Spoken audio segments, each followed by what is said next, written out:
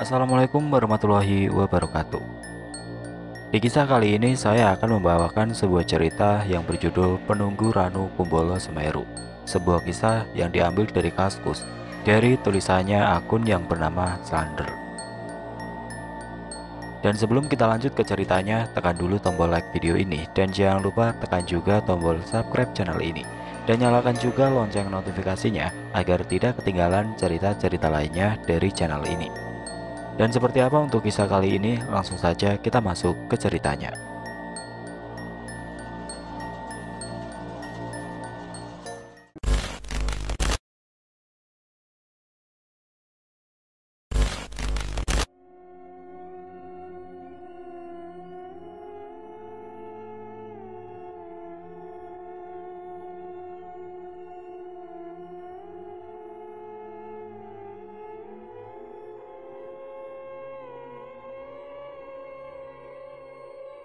Kakak, bajunya udah dimasukin semua? Tanya ibu dari lantai bawah. Udah kok mah, sautku. Cepetan, nanti malah ketinggalan bisnya. Iya mah, ini udah selesai kok. Aku sekarang sedang merapikan beberapa pakaian dan juga peralatan yang akan aku pakai untuk camping sekolah. Waktu keberangkatan adalah pukul 9, sedangkan sekarang sudah pukul 8, dan aku masih sibuk memilih-milih baju. Bukan karena aku ingin diperhatikan, karena aku orangnya tidak tahan dingin, jadi aku berpikir lebih baik untuk menggunakan pakaian lebat. Namun di satu sisi, aku juga tidak tahan panas. Aku kembali melepas pakaian tebalku. Inilah karakterku, begitu repot dan suka overthinking. Padahal aku hanya perlu memakai jaket, dan jika suhu di dalam bis tidak dingin, aku hanya perlu melepasnya. Tidak hanya itu, rambutku yang panjang pun juga menjadi sumber masalah untukku. Jika aku ikat, maka rambutku akan kusut. Dan jika tidak aku ikat, aku akan kepanasan. Namun jika aku potong pendek, aku malah tidak menyukainya. Terkadang aku suka merasa kesal terhadap diriku yang suka berlebihan berpikir. Perkenalkan, namaku adalah Rizka. Sekarang aku duduk di kelas 2 SMA. Kini aku sedang berlari menuju sekolah. Dengan tas yang cukup berat aku gemblok. Dengan nafas begitu kembang kempis, aku paksakan kakiku untuk tetap berlari. Aduh, kebiasaan banget kamu, Riz, ujar Hendra. Ia adalah ketua kelasku. Iya maaf Hen, bangku aku di mana? Tanyaku dengan nafas Senin Kemis. Itu sama Tian, di belakang, ujar Hendra sembari menunjuk. Ih, kok sama Tian sih? Nanti kalau dia kesurupan lagi gimana? Ya, kamu doain biar sembuh. Ya udah sana, udah telat masih aja bawel. Heran. Celetuk Hendra kesal. Tian adalah seorang pria yang begitu pendiam di kelasku. Banyak murid di kelas yang menjauhinya, karena banyak murid kelasku yang takut kepadanya, bukan karena dia sok jagoan atau apapun itu. Selama hampir 2 tahun dia bersekolah di sini, dia sudah kesurupan hampir 5 kali. Sedangkan aku tidak membencinya, terkadang aku juga merasa kasihan kepadanya, karena dia selalu sendirian di kelas. Bahkan ketika ada tugas kelompok, dia selalu seperti diasingkan. Namun apa daya, aku yang juga takut terhadapnya, memilih untuk ikut menjauhinya. Aku dengan terpaksa menghampiri bangku di mana Tian berada. Karena seluruh bangku sudah terisi penuh, aku pun menaruh tasku di atas dan duduk di sampingnya. Aku mendapat ledekan dari teman kelasku yang lain karena duduk di sampingnya. Aku hanya bisa menghela nafas, menahan rasa sebal atas ledekan mereka. Sedangkan Tian, dia seperti sudah terbiasa akan hal itu. Ia hanya membaca buku tanpa menghiraukan yang lain. Anak-anak, tolong perhatiannya ya. Perjalanan menuju Taman Nasional Bromo Tengger Semeru akan segera dilaksanakan. Mohon doanya agar perjalanan kita bisa selamat sampai tujuan. Ujar Bu Elis, wali kelas kami, menggunakan mic di samping sopir. Dengan 3 bis yang masing-masing berisi 28-30 orang, kami berangkat menuju Semeru dengan penuh semangat, tanpa tahu apa yang akan terjadi kepada kami nanti. Jika saja aku tahu apa yang akan menimpa kami di sana, aku akan menghentikan perjalanan ini apapun resikonya. Sekitar 23 jam kemudian, kami akhirnya sampai di sebuah restoran di dekat Gunung Bromo.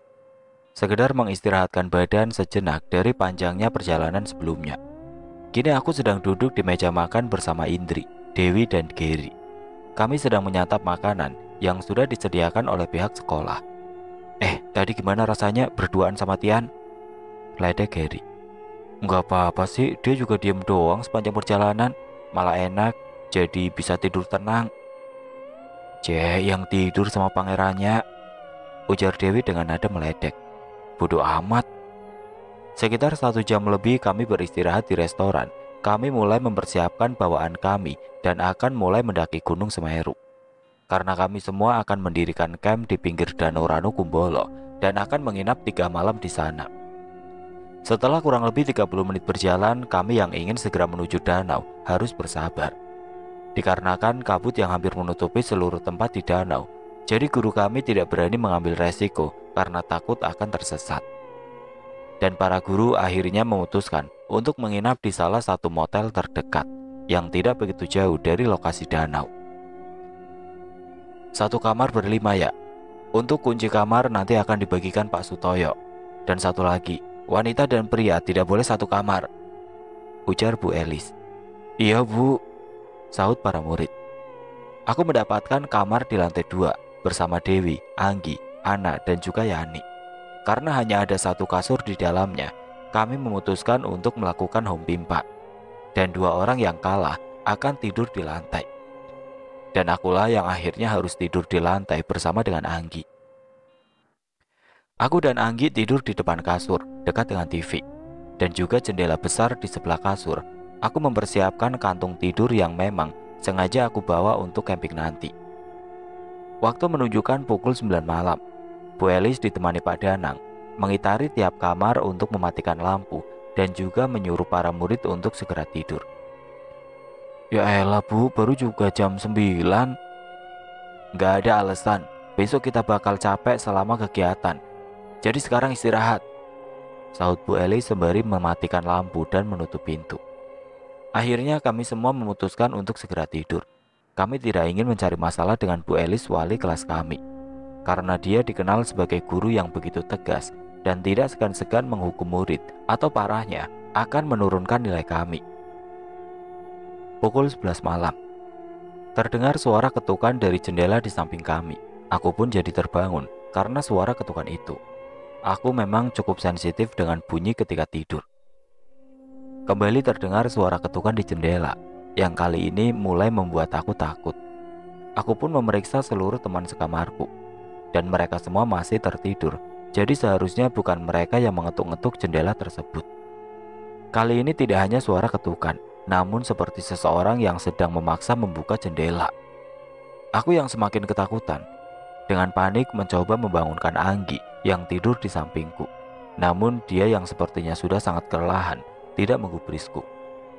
Brak, brak, brak. Kali ini hanya ada suara seperti seseorang yang mencoba paksa untuk membuka jendela dari luar. Semakin lama semakin kencang suaranya. Aku pun langsung mengambil sapu tangan di sampingku.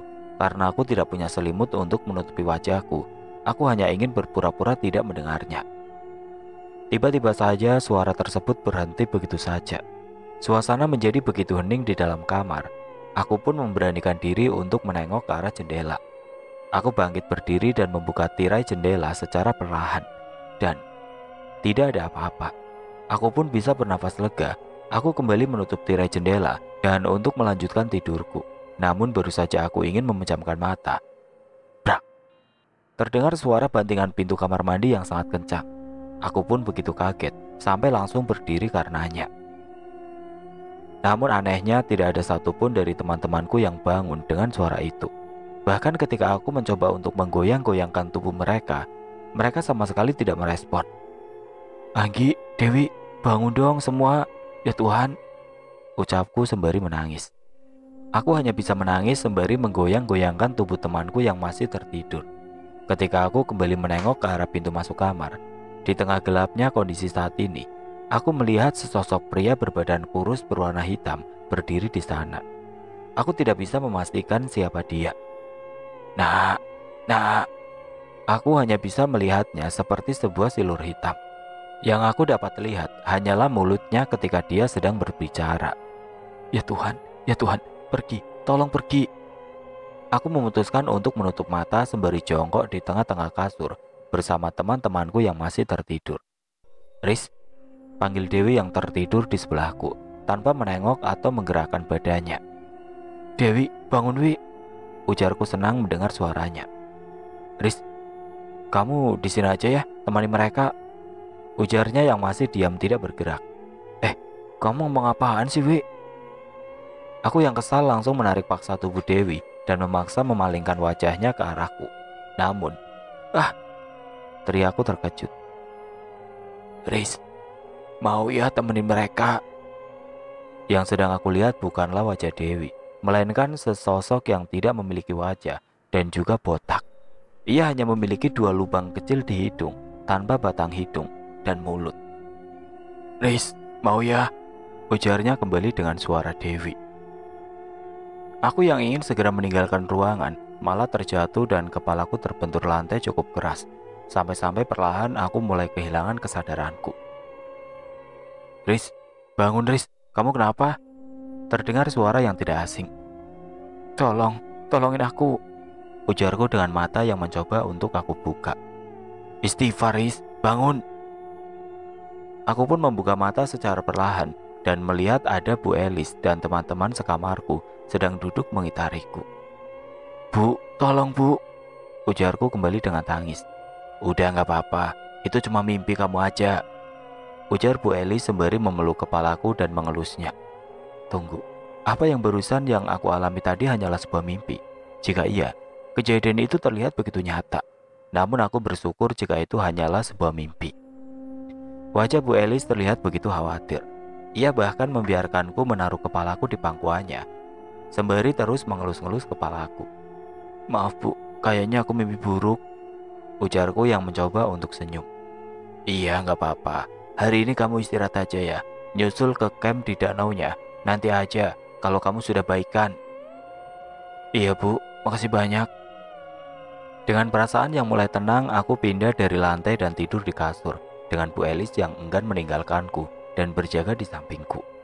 Aku pun merasa begitu lega setelah menyadari kalau yang aku alami barusan hanyalah mimpi. Namun, Riz, tiba-tiba saja makhluk tanpa wajah itu kembali muncul tepat di depanku. "Ah, Riz, bangun Riz," ucap seorang wanita sembari menampar-nampar pipiku. "Wi," sahutku lemah sembari membuka mata. "Kamu mimpi buruk ya? Teriak-teriak padahal masih tidur?" tanya Dewi. Aku kembali mencoba membaca situasi. Apa di pertemuan kedua tadi aku masih bermimpi? Aku seperti sedang bermimpi di dalam mimpi. Aku yang tidak ingin dicap aneh, memilih untuk menarik nafas panjang, sekedar untuk menenangkan pikiran. "Ah, gak apa-apa Wi. Biasalah, aku kayak gini kalau mau dapet," ujarku dengan tawa kecil. "Ah, ada-ada saja, bikin khawatir. Bu Elis, lagi OTW kesini," sahut Anggi. "Lah, aku gak apa-apa kok, gak usah manggil Bu Elis." "Udah terlanjur, ya udah, kamu istirahat lagi aja," ucap Dewi sembari memberiku segelas air putih. Tidak lama kemudian benar saja Bu Elis dengan wajah semrawut masuk ke kamar kami dan memeriksa keadaanku. Aku yang tidak ingin membuat kehebohan lebih dari ini, mencoba untuk menenangkan suasana dan menyuruh mereka untuk tidak perlu khawatir. Aku memeriksa jam di ponsel, waktu sudah menunjukkan pukul 6 pagi. Dan ketika aku ingin kembali menaruh ponsel milikku, tiba-tiba saja aku malah menjatuhkannya. Ternyata tanpa aku sadari, tanganku masih gemeteran karena mimpi tadi. Aku pun buru-buru menutupi tanganku dengan kantung tidur agar tidak ada yang menyadarinya. "Riz, lain kali kalau kamu gak bisa tidur di lantai, bilang aja ya," sahut Yani dengan nada sebat. Gak apa-apa kok Yan, bukan karena tidur di lantai." "Gak usah bohong, anak orang kaya seperti kamu mana pernah tidur di lantai sebelumnya? Sekalinya tidur di lantai, langsung mimpi buruk," ujar Yani yang langsung meninggalkan kamar. "Sabar Riz, gak usah dimasukin ke hati ya," ucap Anggi dan juga Dewi. "Oh iya, tenang aja," jawabku. Entah apa alasannya semenjak aku mengenal Yani, dia selalu begitu jutek saat berbicara denganku. Dia seperti membenciku, walaupun aku tidak tahu apa yang sebenarnya membuat dia seperti itu. Kami melanjutkan perjalanan ke Danau Ranu Kumbolo yang tidak begitu jauh. Dan sekitar 15 menit berjalan, kami pun sampai di danau tersebut. Kami langsung disuguhkan oleh pemandangan yang sungguh menyita perhatianku. dengan pemandangan dua bukit di belakangnya, dan matahari sedang berada tepat di antara keduanya. Aku seolah dapat melupakan apa yang terjadi semalam. Lalu para guru membagi kami menjadi beberapa kelompok. Satu kelompok akan diisi oleh 4 murid. Karena jumlah murid perempuan dan murid pria hampir sama, maka setiap kelompok akan berisi 2 wanita dan 2 pria. Aku satu kelompok dengan Anggi, Geri, dan Tian. Ya, lagi-lagi aku diharuskan bersama dengan Tian. Entah mengapa semenjak perjalanan ini, aku merasa nasib buruk selalu menimpaku. Bukan berarti aku membenci Tian, namun hanya saja ketika aku melihatnya, seperti mengingatkanku tentang mimpi burukku semalam. Dari kelas 3 yang ikut, kami dibagi menjadi 21 kelompok, dan 21 kelompok tersebut dibagi lagi menjadi 3 kubu. Kubu pertama akan mendirikan tenda dan juga membereskan tenda. Setelahnya, kubu kedua akan bertanggung jawab atas makanan dan minuman. Lalu kubu yang terakhir akan bertanggung jawab untuk mencari kayu bakar dan juga kebersihan. Sedangkan aku masuk ke dalam bagian kubu kedua yang akan bertanggung jawab dalam memasak. Asik, gak sabar makan masakan Rizka lagi, ujar Geri. Ya udah, sekarang bersihin panci dan piring-piring dulu sana, pintaku sembari sibuk merapikan peralatan masak. Yang nama Rizka ada nggak? Tanya salah seorang pria dari kelas lain. Aku, sautku. Diminta Bu Elis untuk masak, ujarnya. Iya tahu kok. Sebelum ini dalam pelajaran tata boga, masakanku selalu menjadi nomor 1 di kelas. Banyak murid lain dan juga guru menyukai masakan yang aku buat. Mungkin karena itu Bu Elis tidak ingin sembarangan orang untuk melakukan tugas memasak, dan jadi memintaku untuk melakukannya. Ketika aku sedang membawa panci berisi air yang ingin aku masak, tiba-tiba saja ada yang memanggilku. Iris, prak. Suara panci terjatuh. Iris, kamu gak apa-apa? Tanya seorang pria. Oh, gak apa-apa kok, sautku yang menumpahkan air yang sedang ingin kami masak. Maaf ya buat kamu kaget, ujarnya sembari membantuku berdiri. Entah mengapa sapaan tersebut telah membuat aku trauma. Bahkan tanganku kembali gemeteran dibuatnya. Riz, kamu gak apa-apa? Tangan kamu gemeteran loh, ujar murid pria yang masih tidak aku kenal namanya. Oh, gak apa-apa kok, mungkin karena kedinginan, karena habis ambil air tadi, jawabku dengan senyum. Oh ya, kenalin, aku Dodi, dari kelas 3B, ucapnya dengan wajah sedikit memerah. Oh iya, salam kenal Dot, kamu juga dapat tugas masak? Ah enggak, tugas kelompokku untuk mengumpulin kayu bakar. Tadi kebetulan ngelihat kamu jadi pengen nyapa aja, ucapnya. Oke, yaudah aku mau ambil air lagi deh, Sia, jawabku. Aku aja yang ambilin, kan aku yang ngagetin kamu tadi, ujarnya dengan senyum. Enggak usah kok, gak apa-apa, kan aku yang jatuhin. Udah tenang, yang berat-berat tugas cowok, kamu tunggu di sini saja, ujarnya sembari mengambil panci yang kupegang. Aku pun akhirnya mengiyakan permintaannya dan hanya menunggunya di dekat perapian yang akan kami jadikan kompor untuk memasak. Oh ya, di sekitaran danau selain kami, juga ada beberapa orang yang sedang camping, namun tidak begitu banyak, hanya sekitar 4 tenda. Setelah Dodi mengambil air, ia langsung pergi kembali ke dalam kelompoknya. Aku pun melanjutkan kegiatan memasak. Malam harinya sekira pukul 7 malam, perut kami sudah terisi penuh. Aku yang kelelahan karena baru kali ini memasak untuk banyak sekali orang sekaligus, hanya duduk di dekat api unggun. Mau? Tanya Tian sembari memberikan segelas coklat panas. Iya makasih, sautku kaget. Tian duduk di sebelahku setelah memberikanku segelas coklat panas. Aku cukup terkejut, karena sebelumnya dia tidak pernah berbicara kepadaku, apalagi memberikanku segelas coklat hangat. Ayamnya enak, ujarnya dengan wajah datar. Iya, bagus kalau gitu, sautku dengan senyum. Aku yang bingung harus berbicara apa lagi, memilih untuk diam.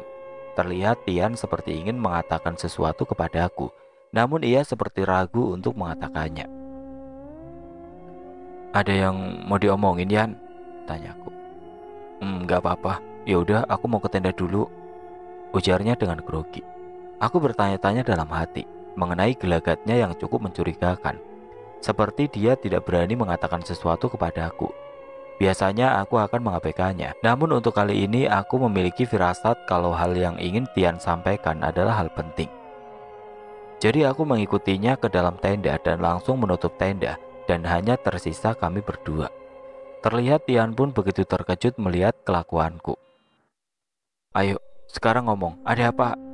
tanyaku sembari mendekatkan wajah. "Ah, nggak apa-apa kok, nggak penting-penting amat," ucapnya sembari membuang muka. "Ngomong aja sih, nggak akan aku apa-apain," ujarku yang semakin mendekatkan wajahku. Gimana ya ngomongnya?" sautnya grogi. "Ngomong sekarang," tanyaku kembali. "Ada yang merhatiin kamu dari semenjak kita mendaki." "Ah, maksudnya apa? Siapa yang merhatiin aku?" Penghuni danau ini," ujarnya terbata. Aku yang mengerti maksudnya langsung tertegun dan tidak bisa berbicara. Namun aku mencoba untuk menepis pikiran-pikiran buruk yang sedang menyelimuti pikiranku saat ini. "Ah, ada-ada saja kamu, Yan. Mana ada yang kayak gitu? Aku memiliki kelebihan bisa merasakan dan melihat makhluk astral. Dan aku nggak bercanda. Semenjak kita mendaki ke Gunung Semeru ini, ada makhluk yang berasal dari sana," ujarnya terhenti. Aku sontak menutup mulut dengan kedua tanganku. Aku tidak ingin mendengar penjelasannya lebih jauh. Aku terlalu takut untuk mendengar kelanjutannya. Seperti seorang pasien yang terlalu takut untuk mendengar hasil pemeriksaan dari dokter. Cukup, aku mau balik ke api unggun aja," ujarku yang langsung pergi meninggalkan Tian. Tanganku kembali bergetar hebat.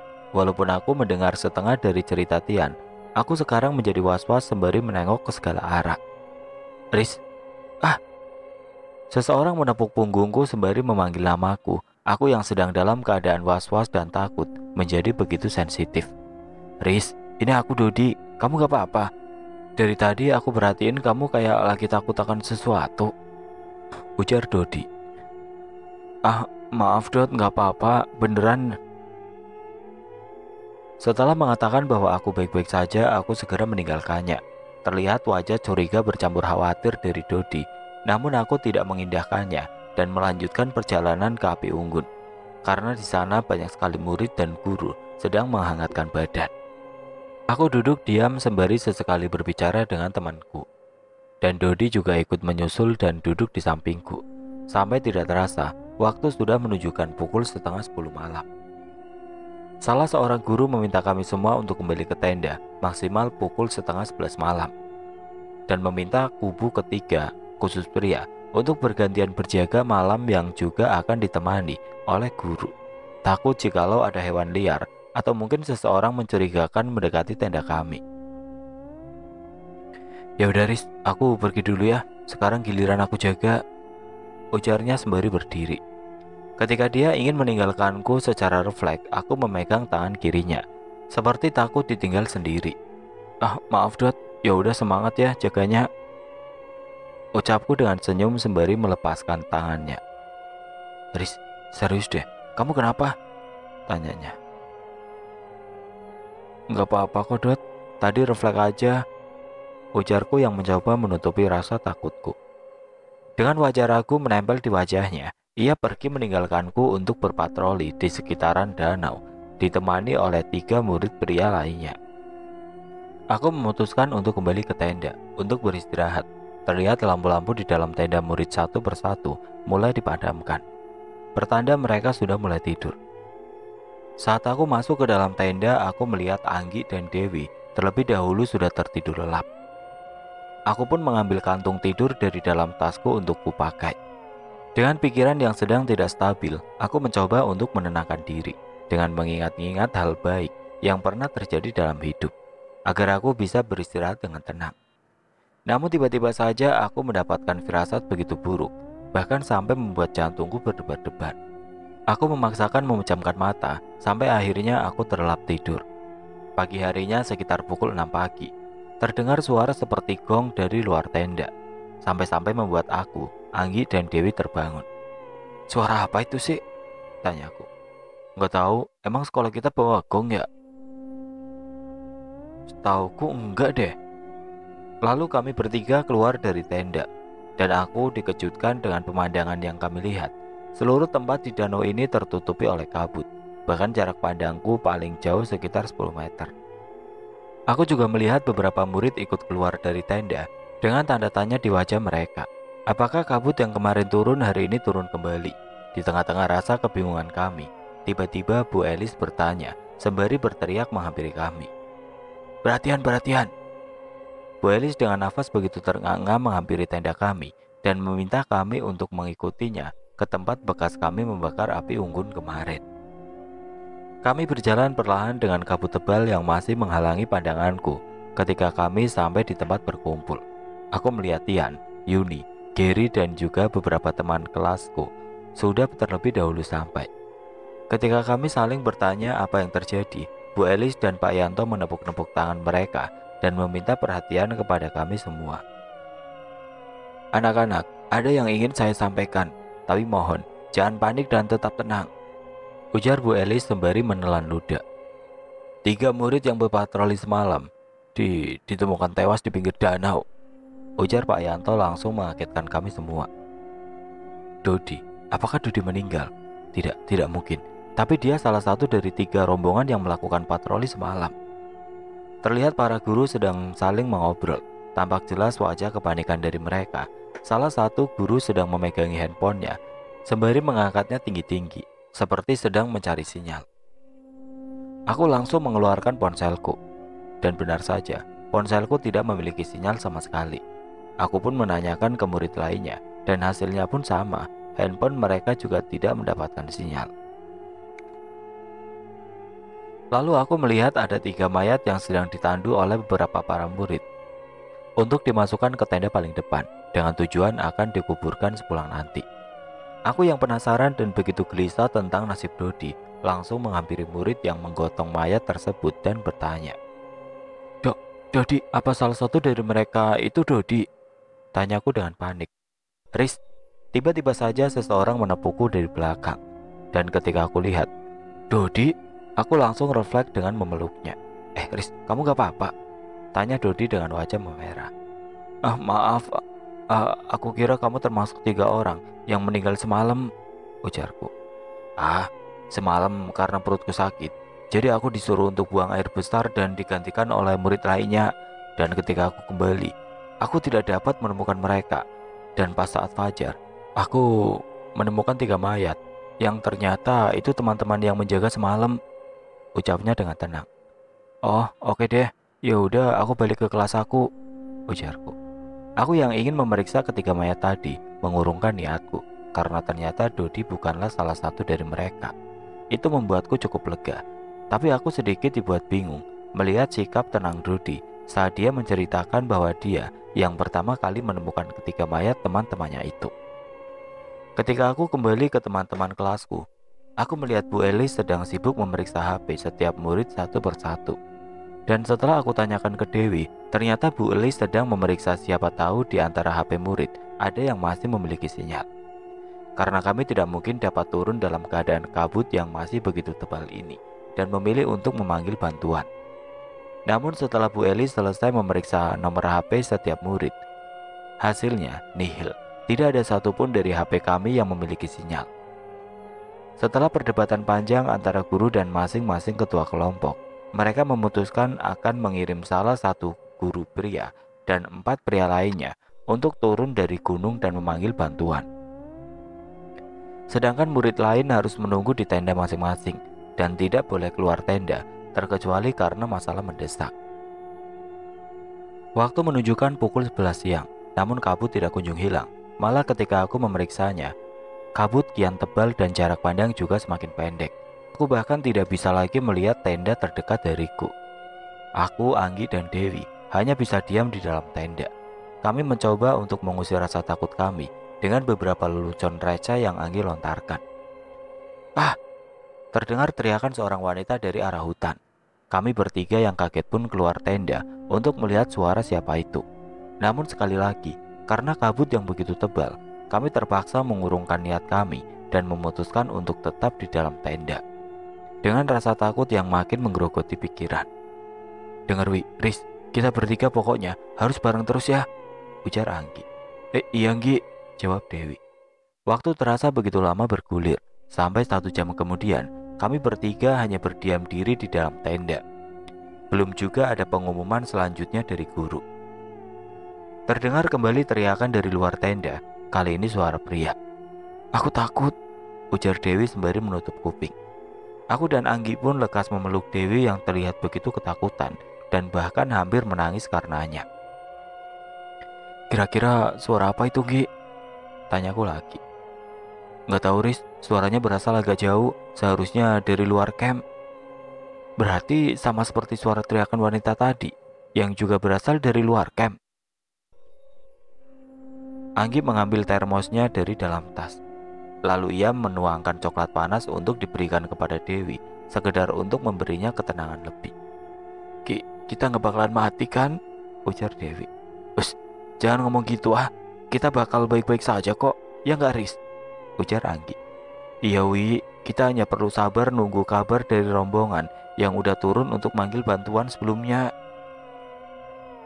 Itu pun kalau mereka berhasil sampai ke bawah. Bagaimana kalau suara teriakan tadi dari mereka?" ucap Dewi. "Us, udah, kamu tidur aja Wi, biar kamu tenang dan gak mikir aneh-aneh ya." Dewi mau menuruti saran dari Anggi dan memilih mencoba untuk tidur dengan kantung tidurnya, sedangkan aku dan Anggi tetap berjaga di dalam tenda. Beberapa saat kemudian ada Bu Elis masuk ke tenda kami. "Ayo, keluar sebentar." Namun ia terlihat berbeda dari sebelumnya. Ia tidak memakai jaket dan hanya mengenakan kaos putih oblong. Wajahnya pun sedikit pucat. Aku dan Anggi saling menatap satu sama lain. Kami pun menuruti Bu Elis yang mengajak kami untuk keluar tenda. Sebelum keluar, aku yang ingin membangunkan Dewi dihentikan oleh Bu Elis. Ia mengatakan untuk tidak perlu membangunkan Dewi dan membiarkannya tetap beristirahat. Aku pun mengiyakan permintaannya. Setelah keluar dari tenda, aku dan Anggi hanya mengikuti Bu Elis berjalan. Karena kabut yang begitu tebal, jarak pandangan kami hanya sekitar 5-8 meter ke depan. Aku melihat beberapa tenda tertutup rapat dan ada juga yang terlihat kosong dengan isi yang berantakan. Namun aku mencoba untuk tetap berpikir positif terhadap tenda yang isinya berantakan tersebut. "Bu, masih jauh," ujarku sedikit lelah. Bu Elis hanya diam tanpa menjawab pertanyaanku. Ia tetap berjalan seperti tidak ingin menggubris kami dan beberapa saat kemudian, "Ah, tolong!" teriakan seorang wanita yang suaranya tidak asing di telingaku. Aku dan Anggi pun langsung terfokus ke arah suaranya. Itu teriakan Dewi," ujar Anggi panik. "Ayo, kita balik lagi ke tenda, Anggi." "Bu, ayo, Ki," ucap Anggi terpotong. Ketika kami menoleh kembali ke arah Bu Elis, tiba-tiba saja dia sudah menghilang. "Riz, Bu Elis kemana?" ujar Anggi takut. Aku menarik nafas dan sebisa mungkin tetap berpikir positif, karena di saat-saat seperti ini, pikiran negatif hanya akan merugikanku. "Mungkin dia sudah duluan, Gi. Lebih baik sekarang kita balik ke tenda dan memeriksa Dewi," ujarku sembari menarik tangan Anggi. Anggi pun menganggukkan kepala dan mengikutiku untuk kembali ke tenda. Kami saling berpegangan tangan karena tidak ingin berpisah satu sama lain. Kami berjalan perlahan menembus tebalnya kabut dengan mengikuti tenda-tenda murid lain yang sebelumnya kami lewati dari tadi saat mengikuti Bu Elis. Sampai akhirnya kami tiba di depan tenda kami. Terlihat tenda kami tertutup rapat, berharap bahwa Dewilah yang menutupnya. Lalu aku perlahan membuka resleting tenda dari atas ke bawah dan, "Ya Allah!" teriak Anggi sampai membuatnya duduk tersungkur setelah melihat ke dalam tenda. Aku yang juga melihat apa yang Anggi lihat, saking terkejutnya, aku masih diam dengan mata melotot. "Riz," ujar Anggi yang langsung memelukku. Aku pun yang masih begitu shock hanya bisa diam melihat keadaan tragis Dewi di dalam tenda. Terlihat Dewi dalam posisi tertidur, tengkurap, dengan kondisi kepalanya berputar ke belakang, menatap ke atas. Matanya berwarna putih melotot, dengan lidah menjulur keluar. "Riz," ujar seorang pria menepukku dari belakang. Setelah perlahan menengok ke arah belakang, ternyata itu adalah Tian yang terlihat begitu berkeringat dengan nafas terengah-engah. "Yan, Dewi kenapa?" ujarku lemas dengan masih belum bisa menerima keadaan Dewi. Tian yang terlihat terburu-buru, ia langsung menarik tanganku dan juga Anggi untuk berdiri. "Aku bakal jelasin nanti. Untuk sekarang, ikutin aku, ujar Tian. Dengan tatapan kosong dan Anggi yang masih memelukku begitu erat, kami berjalan mengikuti Tian. Di pertengahan jalan, tiba-tiba saja air mataku terjatuh begitu saja, seperti otakku yang masih dalam proses untuk mencerna apakah ini kenyataan atau hanya sebuah mimpi. Kalau kalian ngelihat apapun, pura-pura saja nggak lihat dan tetap berjalan, ujar Tian. Namun aku yang masih dalam kondisi bingung dan shock tidak dapat merespon ucapan Tian. Lalu melihat aku yang tidak merespon ucapannya, Tian berhenti lalu menghadap ke arahku. Prak! Tampar Tian tepat di wajahku. Lalu ia memegang kedua pundakku dengan kedua tangannya. Ia menatapku dengan tajam. Rizka, sadar, ini bukan saatnya kamu shock. Kamu harus tenang, karena bukan hanya kamu saja yang ngalamin, ujar Tian dengan nada tinggi. Aku yang ditampar oleh Tian langsung saja menyadari bahwa ini bukanlah mimpi, tapi kenyataan yang harus aku hadapi. Aku pun langsung terduduk sembari menangis kencang. Anggi dengan kondisinya yang hanya sedikit lebih baik dariku mencoba untuk menenangkanku dengan menepuk-nepuk punggungku. Riz, tenangin diri kamu harus ikut aku dulu sekarang, ucap Tian sembari mengusap air mataku dengan sapu tangannya. Ia dan Anggi pun membantuku berdiri untuk tetap melanjutkan perjalanan. Dalam perjalanan mengikuti Tian, aku melihat punggungnya dan aku tiba-tiba saja berpikir, mengapa Tian yang aku kenal selama ini bisa begitu tangguh seperti ini? Padahal dia di kelas hanya diam dan selalu menjadi korban bulian anak-anak di kelas kami. Namun melihatnya seperti ini, aku seperti melihat sisi lainnya yang berbeda.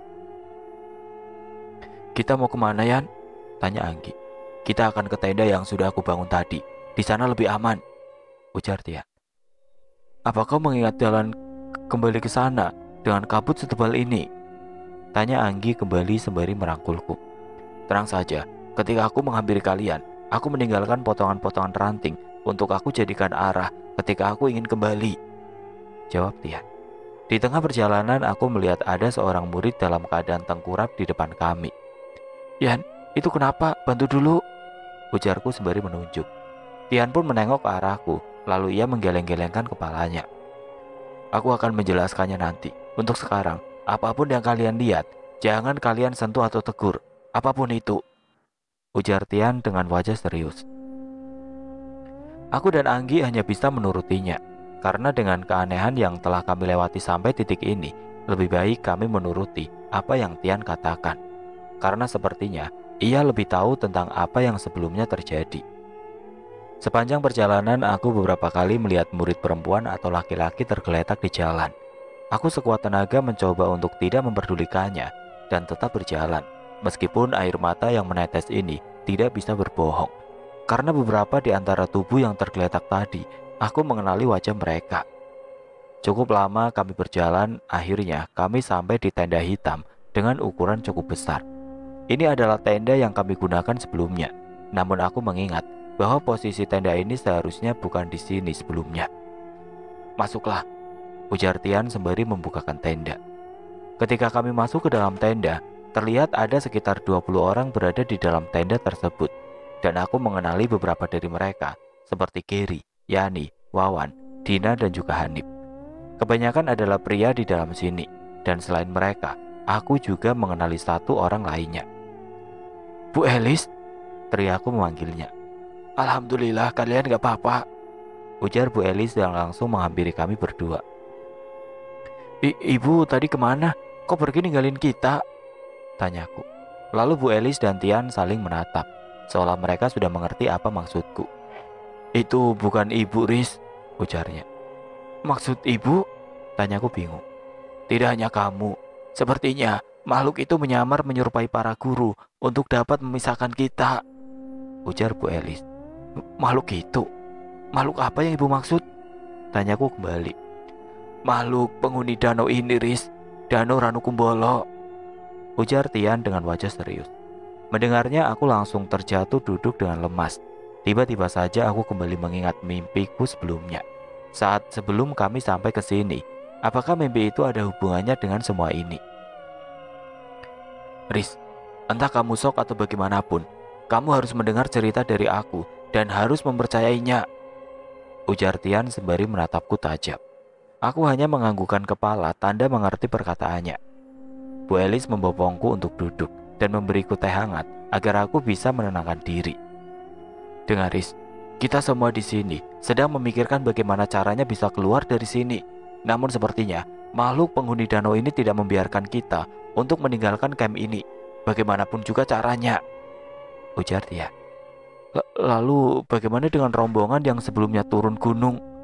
Tanyaku lemas. Aku tidak tahu, namun lebih baik kita tidak berharap dari mereka. Oh ya, satu lagi, mau apapun yang terjadi, jangan biarkan dirimu pergi sendirian selama berada di camp ini. Entah bagaimana, sepertinya makhluk tersebut tidak bisa melakukan apapun jika kita tetap bersama, ucap Tian. Lalu bagaimana dengan Mutadian? Bukankah kamu pergi sendiri saat menjemput kami? Tanya Anggi. Karena aku berbeda. Berbeda? Maksudmu? Aku memiliki kemampuan untuk merasakan kehadiran makhluk gaib di sekitarku. Jadi selama aku bisa menghindari makhluk itu, aku bisa pergi kemanapun di camp ini, ujar Tian. Kemampuan? Mungkin seperti indigo ya? Tanya Anggi kembali. Mudahnya seperti itu. Untuk sekarang, lebih baik kita memikirkan bagaimana caranya kita bisa keluar dari sini, jawab Tian. Setelah perbincangan panjang dengan Tian dan Bu Elis, aku hanya menghabiskan waktu dengan duduk di pojok tenda bersama Gary dan Anggi. Gary, teman-teman satu tendamu bagaimana? Tanya Anggi. Mereka semua telah mati. Wajah Gary saat ini tidak diliputi oleh ketakutan, melainkan terpancar amarah tegas di wajahnya.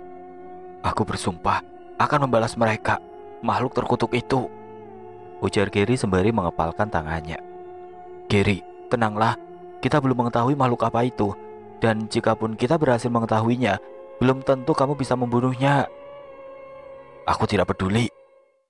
Berani-beraninya mereka menyentuh teman-temanku di saat aku tidak ada. Bagaimanapun caranya, sebelum aku meninggalkan tempat ini, aku pastikan akan membunuhnya, ucap Gary dengan mata melotot.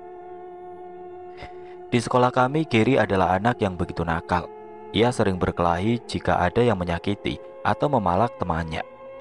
Meskipun itu adalah seniornya sekalipun, ataupun murid dari sekolah lain. Dan hebatnya, dari sekian banyak perkelahian yang dilakukan di sekolah, tidak sekalipun ia pernah dikalahkan. Sampai di titik di mana tidak ada lagi murid yang berani berurusan lagi dengannya di sekolah. Meskipun dia anak yang nakal dan cukup berandalan, dia tidak pernah memalak atau membuli teman-temannya. Bahkan dia akan membela Tian jika teman sekelasku sudah keterlaluan dalam membulinya. Ger, ikut aku, ajak Tian. Kemana? Ada yang ingin aku periksa di tenda kelompok 3. Biarkan aku ikut, ucapku. Tidak, Riz, aku tidak ingin membahayakan wanita, ucap Tian yang disetujui Gary. Lalu memang kenapa kalau aku wanita? Aku hanya ingin bisa berguna.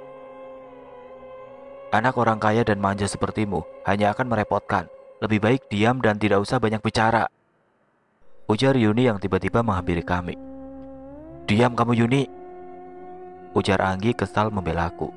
Sudah Anggi, gak apa-apa, pokoknya aku mau ikut, titik. Saut Yuni dan langsung pergi. Melihat kegigihanku, Gary dan Tian akhirnya mengizinkanku untuk ikut bersama mereka. Anggi sebenarnya juga ingin ikut, namun aku menghentikannya dan mengatakan kepadanya untuk membantu yang di tenda. Dan untung saja Anggi mau mengerti. Walaupun sebenarnya alasanku sebenarnya adalah karena aku tidak ingin terjadi apa-apa terhadapnya. Karena aku tidak tahu apa yang akan kami hadapi di luar sana nanti. Di sepanjang jalan kami merasakan suhu yang semakin dingin. Bahkan hembusan nafasku mulai mengeluarkan uap. Apa rencanamu, Tian? Tanyaku berjalan di belakangnya. Aku ingin mencoba menghubungi perguruanku, jawab Tian. Bagaimana kau melakukannya? Sedangkan tidak ada satupun HP yang dapat menerima sinyal saat ini. Aku tahu itu, tapi untuk sekarang aku tidak bisa mengatakan bagaimana caranya aku menghubungi perguruanku. Karena aku ingin masih memastikan satu hal lagi, ucap Tian dengan wajah serius. Kami berjalan cukup jauh dari perkemahan kami. Tian menuntun kami berjalan menuju pintu masuk danau. Dan ketika kami sampai, Tian meminta kami untuk berhenti sejenak. Kenapa, Yan? Tanya Gary. Lalu Tian perlahan-lahan mengulurkan tangannya keluar pintu masuk tersebut. Dan hal mengejutkan terjadi. Seolah bagian tangannya yang melewati pintu masuk tersebut menghilang. Kami pun dibuat terkejut olehnya. Namun Tian terlihat masih tenang. Lalu ia mendekati sebuah batu bertumpuk di dekat pintu masuk dan jongkok di depannya. "Ger, coba kamu tendang batu itu," ujar Tian. Maksudnya?" tanya Gary bingung. "Power kamu kan yang paling gede. Udah tendang saja sekuat tenaga." Gary yang sebenarnya tidak memahami maksud Tian memilih untuk menurutinya. Prak! Batu bertumpuk tersebut berantakan setelah ditendang oleh Gary. "Lalu apa?" tanya Gary. "Sebentar, kita tunggu." Beberapa saat kemudian tiba-tiba saja kami kembali dikejutkan oleh fenomena yang begitu aneh. Batu bertumpuk yang telah ditendang oleh Gary sebelumnya perlahan kembali seperti semula, seperti sebuah rekaman video yang diputar ulang. Yan, itu kenapa Yan?" tanya Gary panik. "Benar dugaanku." "Apa maksudmu?" "Ini semua cepat sembunyi," ucap Tian yang tiba-tiba saja meninggikan suaranya. Tian langsung menarik tanganku dengan begitu kencang. Kami bertiga langsung berlari ke arah sebuah pohon besar yang tidak jauh dari pintu masuk dan bersembunyi di belakangnya. "Diam, jangan berisik," bisik Tian. "Memangnya ada apa?" "Diam dulu, aku pastikan, menjelaskannya nanti." Posisi kami bertiga yang bersembunyi di balik pohon begitu sempit, sampai-sampai membuat bahu kananku menyentuh dada Tian. Aku merasakan detak jantungnya yang begitu kencang. Tian terlihat sesekali menengok ke arah pintu masuk tempat kami berada tadi. "Mereka datang." "Mereka sih?"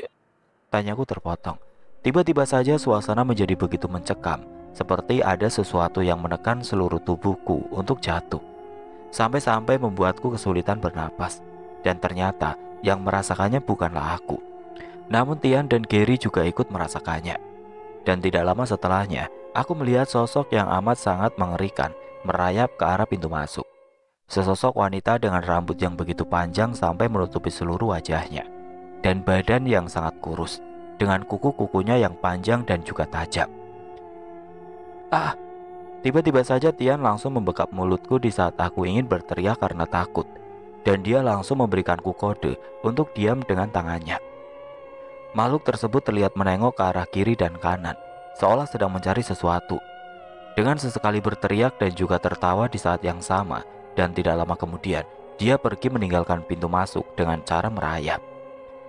"Astagfirullah Tian, itu apa?" tanyaku dengan keringat dingin. "Itu adalah prajuritnya," jawab Tian. Prajurit? Maksudmu?" tanyaku bingung. "Ya, karena kita sekarang berada di wilayah kerajaannya." "Ah?" Lalu Tian menarik tanganku dan juga mengajak Gary untuk ikut kembali ke tenda. Dengan perasaan bingung yang semakin mencengkram otakku, aku sangat ingin bertanya kepada Tian tentang apa yang terjadi. Namun di sisi lain, aku merasa begitu takut untuk mengetahui kebenarannya. "Kita sekarang bukan berada di dunia kita," ujar Tian sembari berjalan. "Maksudmu kita berada di alam gaib?" tanya Gary yang terlihat mencoba untuk tetap tenang. "Ya, dan ada kemungkinan juga kita berada di sebuah dimensi khusus yang dibuat oleh pemilik tempat ini." "Dimensi khusus? Maksudmu?" tanya Gary. "Jin dengan ilmu mandraguna yang luar biasa dapat membuat sebuah dimensi mereka sendiri dengan menerapkan hukum sesukanya di dalam dimensinya. Dan sepertinya kita telah diundang untuk memasuki dimensinya," ucap Tian. "Dari mana kamu mengetahuinya?" tanya Gary kembali. "Sebenarnya saat kabut kedua yang kita alami sebelumnya, aku sudah merasakan sesuatu yang tidak beres. Aku merasakan kehadiran energi gaib yang begitu besar bersamaan dengan kabut tersebut.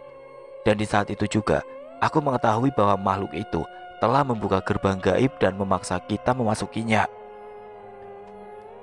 Lalu tiba-tiba saja setelah mendengar ucapan Tian, wajah Gary menjadi merah dan tampak amarah menyelimuti wajahnya. Blok. Tiba-tiba saja Gary langsung mengajar Tian. Aku pun langsung refleks memegangi Gary untuk menenangkannya dengan cara mencoba memegangi tangannya. "Kenapa nggak lu bilang dari awal ah? Jadi teman-teman gua nggak ada yang perlu mati kayak gini." "Udah Ger, sabar. Tian pasti punya alasan, ucapku dengan sekuat tenaga memeganginya. Ah, alasan? Dia ini emang cuma mau jadi pahlawan aja. Nungguin keadaannya kayak gini dulu, baru beraksi, saut Gary. Tian yang masih tersungkur di tanah dengan mulut yang sedikit mengeluarkan darah, ia terlihat perlahan berdiri dan menatap Gary. Kau lupa siapa aku, Ger? Aku pikir mereka akan mempercayai ucapanku saat itu. Apa lu lupa betapa jijinya mereka sama gua? Ah? Lu pikir gua mau kayak gini? Teriak Tian membalas emosi Gary. Ucap Gary berhenti. Tapi apa? Pahlawan? Gua sebenarnya juga najis, Ger, buat nolongin mereka. Lu nggak tahu rasanya jadi gua yang selalu dibully dan dikucilin setiap hari. Puk! Teriak Tian sembari mengajar wajah Gary. Namun pukulan Tian seperti tidak berarti terhadap Gary.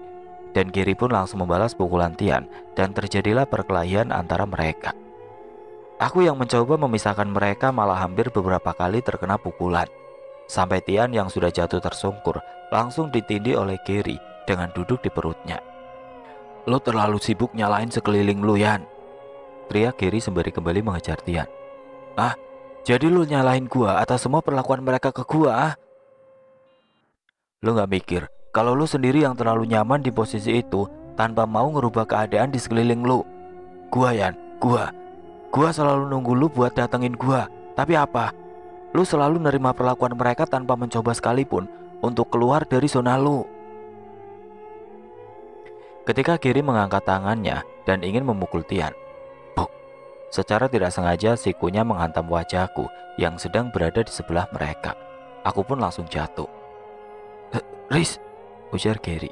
Gary pun langsung berdiri dan menghampiriku yang sedang kesakitan karena sikunya. Cukup. Kita lagi keadaan kayak gini. Kenapa malah kalian berantem kayak anak kecil? Teriakku sembari menangis. Gary dan Tian pun menjadi diam 1000 bahasa. Mereka berdua hanya menundukkan kepala sembari sesekali menengok untuk sekedar ingin memeriksa luka di wajahku. Gary dulu, ucap Tian terpotong. Bawel, cukup, atau aku makin kejer lagi nangisnya. Teriakku mengancam mereka. Lalu Gary dan Tian saling menatap satu sama lain, seperti menyadari bahwa apa yang baru saja mereka lakukan adalah tindakan yang bodoh. Tian tertawa. Mendengar tawa Tian yang belum pernah kami lihat sebelumnya membuat kami aneh. Yan, please stop, jangan ketawa, saut Gary. Kenapa? Tanya Tian. Aneh, saut Gary dengan tawa besar. Mereka berdua pun terlihat sedang menikmati momen. Mereka meledek satu sama lain, seperti perkelahian mereka sebelumnya tidak pernah terjadi. Atau malah perkelahian tadi seperti sebuah gerbang untuk Tian agar mau keluar dari zona yang selama ini membelenggunya. Dasar cowok, gumamku dengan senyuman. Lalu kami bertiga kembali berdiri dan melanjutkan perjalanan. Walaupun masih tampak sesekali perasaan bersalah mereka, yang sampai membuat pipiku sedikit bengkak karena sikutan dari Gary tadi. Meskipun aku sudah meminta mereka untuk tidak perlu mengkhawatirkannya. Ada kemungkinan, ujar Tian. Kemungkinan? Maksudnya? Ya, ada kemungkinan kalau kita bisa menghidupkan teman-teman kita yang telah mati, ujar Tian dengan senyum licik. Kau serius? Ya, walaupun aku belum yakin sepenuhnya, tapi maukah kalian membantuku? Tanya Tian. Tentu bodoh, aku akan menolongmu, ujar Gary sembari merangkul Tian. Kini kami semua sedang berkumpul di dalam tenda. Tidak lupa Tian menceritakan pengalaman kami saat berada di luar tadi, termasuk fenomena batu yang kembali ke posisi semula setelah ditendang oleh Gary. Jadi, ada kemungkinan seluruh murid dan guru yang telah tewas bisa dihidupkan kembali? Tanya Bu Elis dengan antusias tinggi. Tenang dulu Bu, biar Tian menjelaskan terlebih dahulu, ujar Gary menenangkan. Oh iya, maafkan Ibu, silakan lanjutkan Tian, saut Bu Elis. Jika kita mengambil teori fenomena batu tadi, segala kejadian di dalam alam ini ada kemungkinan bisa kita batalkan dan kembalikan seperti semula, jawab Tian. Semoga itu benar Tian. Lalu bagaimana caranya? Tanya kembali Bu Elis. Entahlah, karena sepertinya kita bukan berada di alam gaib yang seharusnya, pungkas Tian. Maksudnya? Tanya Anggi penasaran. Jin dengan kemampuan tinggi bisa saja membuat alam mereka sendiri, seperti sebuah dimensi di dalam dimensi. Tiap dimensi memiliki peraturan atau mekanisme yang berbeda-beda, sama seperti sebuah labirin. Jika kita ingin keluar dari sebuah labirin, terkadang keberuntungan saja tidak cukup, melainkan kita harus memahami bagaimana kerja sebuah labirin untuk dapat keluar. Kamu sepertinya sangat berpengalaman, tanya Bu Elis. Ah iya, sebenarnya aku sudah beberapa kali keluar masuk alam gaib. Namun ini pertama kalinya aku masuk ke dalam dimensi khusus seperti ini. Dan alasan mengapa aku bisa tahu tentang dimensi khusus ialah karena guru di perguruanku pernah membahasnya, ujar kembali Tian. Tiba-tiba saja terdengar suara gemuruh air yang begitu keras, dan dilanjutkan dengan suara gendang yang juga semakin kerasnya. Murid-murid pun terlihat takut dan panik. Bahkan Bu Elis yang mencoba untuk menenangkan mereka pun tidak bisa menyembunyikan rasa paniknya sendiri. Suara apa itu? Tanya Gary. Mereka memanggil. Ah, maksudmu? Tanya Gary kembali. Seperti yang aku katakan, mereka seperti sedang memanggil kita untuk keluar. Lalu apa yang harus kita lakukan? Aku akan keluar, ujar Tian kembali. Apa kau gila? Bisa saja itu adalah sebuah jebakan. Lalu apakah kau memiliki ide yang lebih baik? Tidak ada, tapi itu terlalu beresiko. Kita kehabisan pilihan, Ger. Kalian tunggu saja di sini. Aku akan pergi sendiri, ujar Tian sembari berdiri. Lalu aku tanpa sadar memegangi celananya, seperti enggan untuk melepas ia pergi. Aku ikut, ucapku memberanikan diri. Dengan sedikit paksaan, Tian mengizinkanku untuk menemaninya keluar. Sedangkan Gary diminta untuk berjaga di dalam tenda, karena untuk saat ini dia adalah murid yang paling bisa diandalkan dalam hal melindungi. Aku menarik nafas panjang dan memberanikan diri untuk beranjak keluar tenda dengan suara dentuman gendang yang tidak ada henti memanggil-manggil kami. Aku dan Tian berjalan mendekati danau, dan ketika sampai di tepi danau, tiba-tiba saja suara dentuman tersebut berhenti dan suasana menjadi sangat hening. Lalu, biur. Tiba-tiba saja kami dikagetkan dengan kemunculan dua sosok dari dalam danau. Langsung saja kabut-kabut di sekitar danau menghilang. Makhluk yang aku temui di dalam mimpi, gumamku yang tidak berani berbicara. Aku memegangi baju Tian dengan sangat kencang dan bersembunyi di belakangnya. Traumaku seakan kembali setelah melihat salah satu sosok yang aku temui dalam mimpiku sebelumnya. Sosok pria berkulit putih susu yang tidak memiliki hidung dan mulut, hanya mata yang berwarna putih polos. Lalu makhluk satunya berhenti seperti wanita berambut sangat panjang sampai menyentuh tumitnya. Aku tidak bisa melihat wajahnya saat itu karena seluruh wajahnya tertutupi oleh rambutnya dan warna kulitnya sama seperti jin yang satunya. "Hai Rizka," ujar jin pria tersebut dengan suara yang begitu berdengung di kupingku. Aku pun langsung menyembunyikan wajahku di belakang leher Tian. "Kau mengenalnya, Riz?" tanya Tian. Dia jin yang pernah muncul di dalam mimpiku." "Mimpi? Jadi dia ada sosok yang mengikutimu semenjak kita menanjak?" saut Tian. Tian terlihat begitu tenang. Dengan kepala tegap, ia menatap tajam ke arah dua jin tersebut. Atau dia hanya tidak ingin memperhatikan perasaan takutnya saja. Rizka, Rizka, Rizka!" teriak jin pria itu sembari mencakar-cakar wajahnya. "Rizka, aku jatuh hati kepadamu saat pertama kali melihatmu. Jadilah milikku, Rizka," teriaknya kembali yang tanpa henti memanggil-manggil namaku. "Berisik, diamlah sejenak," ujar jin wanita itu membentak. Tapi kak, aku mau dia menjadi pengantinku, Kak," saut jin pria itu. "Diam," ujar jin wanita itu kembali, yang kali ini berhasil membungkam jin pria itu. Aku yang sedang menjadi objek perbincangan mereka hanya bisa diam, karena rasa takutku sudah membuat kepalaku begitu kosong, sampai-sampai tidak bisa memikirkan apapun. "Jadi, kau yang dapat merasakan kehadiran kami?" ujar jin wanita itu. "Menurutmu?" tanya Tian kembali. "Lihatlah sikapmu itu. Aku adalah Luna, dan adikku bernama Luno. Kami adalah penguasa gunung atas ini. Nasib kalian sedang tidak beruntung, karena kalian datang bertepatan dengan hari raya kami. Hari raya? Apa yang sedang kalian rayakan? Tanya Tian. Anggap saja kalian adalah sapi yang akan kami korbankan kepada dewa kami, pemilik sejati gunung ini. Kalian harusnya bersyukur. Dengan nyawa kalian, maka ketentraman akan tetap terjaga. Ujar kembali Luna. Kak, Rizka, hanya Rizka saja. Aku tidak ingin dia mati. Dia harus menjadi milikku, Kak. Aku ingin mengawetkannya supaya bisa aku jilati setiap hari. Ucap Luna sembari memohon-mohon. Diam, aku tahu itu. Bentak Luna kembali. Tiba-tiba saja memegang tanganku dengan tangan kirinya, sedangkan aku masih menyembunyikan wajahku di belakang Tian, tanpa benar-benar mengerti ucapan mereka. Jadi maksudmu, tanpa adanya tumbal, akan terjadi hal yang buruk di sini? Tanya Tian yang mencoba tetap tenang. Baguslah, jika kau cepat mengerti. Roh kalian akan menjadi persembahan untuk dewa kami. Dalam 1 jam dari sekarang, berkumpullah di tepi danau, maka aku akan menjanjikan kematian tanpa rasa sakit. Setelah berbicara, terlihat mereka berdua perlahan turun dan kembali masuk ke dalam air. Dan setelah menghilangnya mereka, kabut tebal kembali menutupi sekitaran danau. Rizka, panggil Tian dengan nada tinggi sembari memegangi pundaku.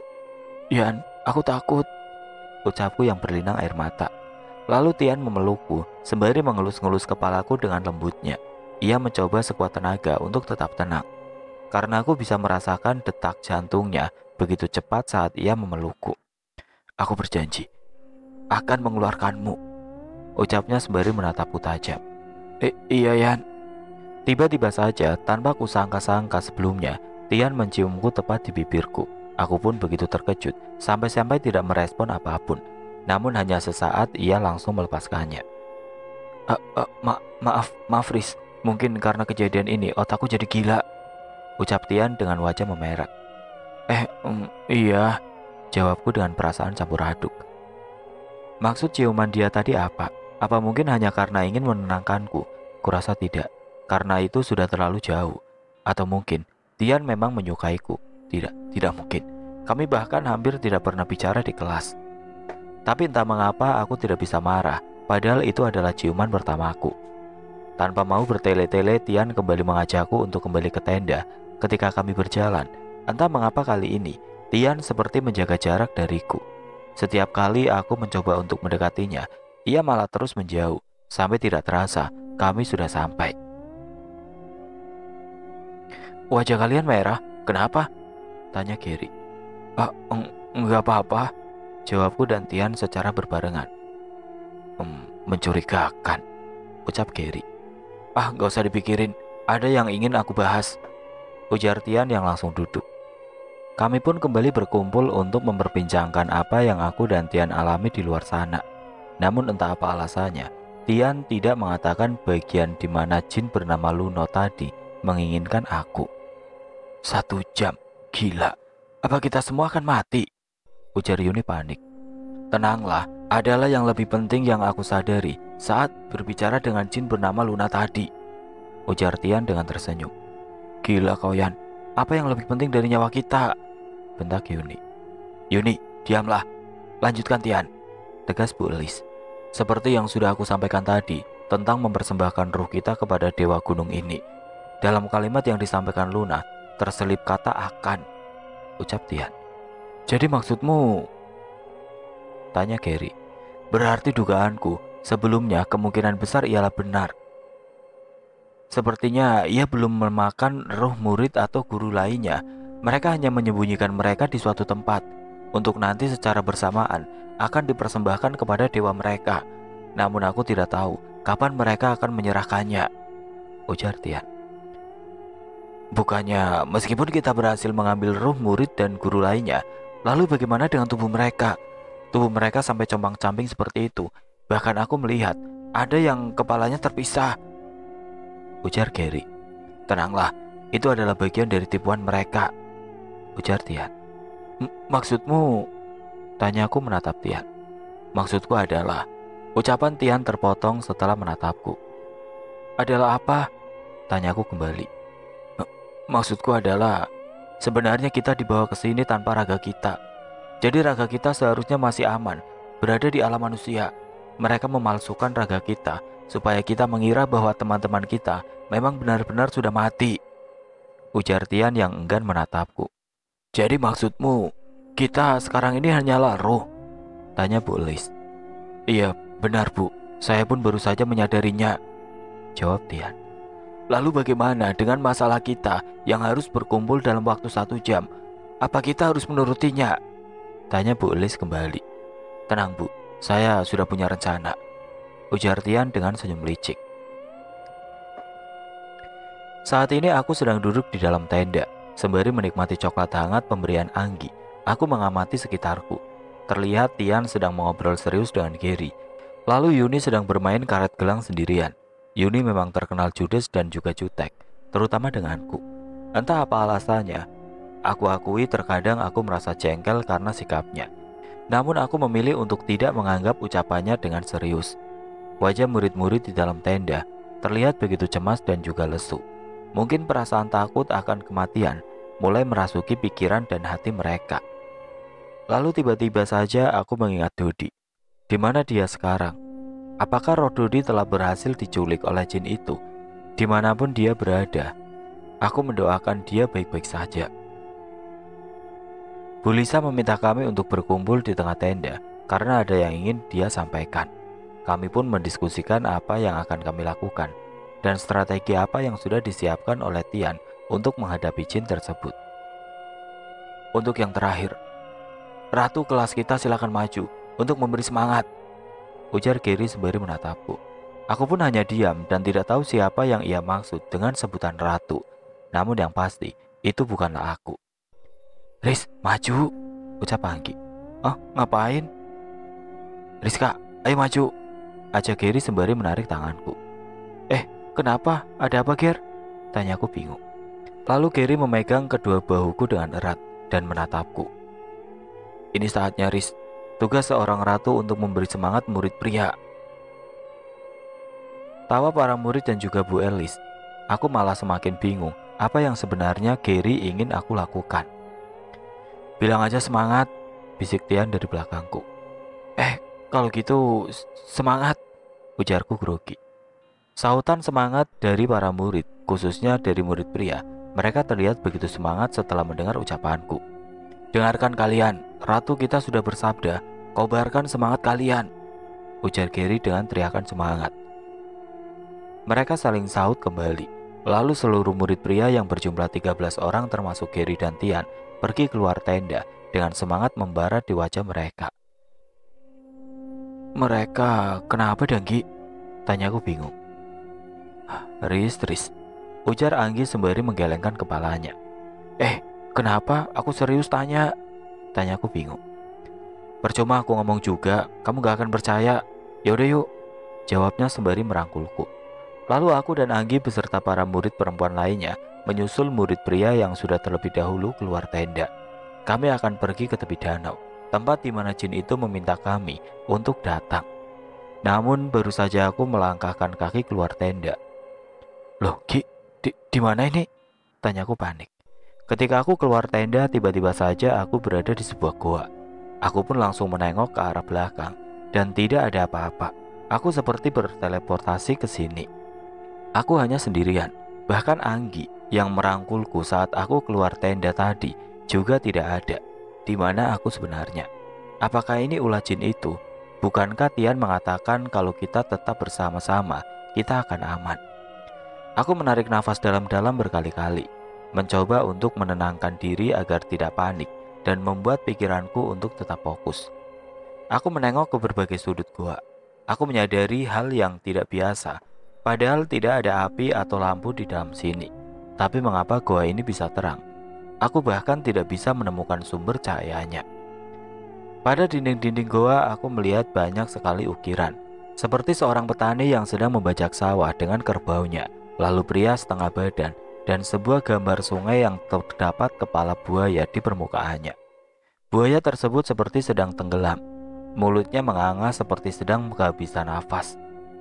Dan pada dinding seberangnya, aku melihat sebuah gunung kembar dengan matahari di tengahnya. Matahari tersebut memiliki sebuah wajah dengan ekspresi sedih. Lalu aku juga melihat banyak sekali orang seperti sedang bersujud ke arah matahari tersebut. Lalu pada gambar di sampingnya, gunung tersebut perlahan termakan oleh matahari yang kian membesar. Ekspresi sedih yang ditunjukkan oleh matahari tadi berubah menjadi ekspresi orang marah. Orang-orang terlihat berlarian menjauhi matahari tersebut. Dan pada gambar selanjutnya, ada seseorang manusia yang lehernya dirantai dan ditarik seperti layaknya anjing. Dan untuk orang yang menariknya, terlihat sedang menunjuk ke arah matahari tersebut.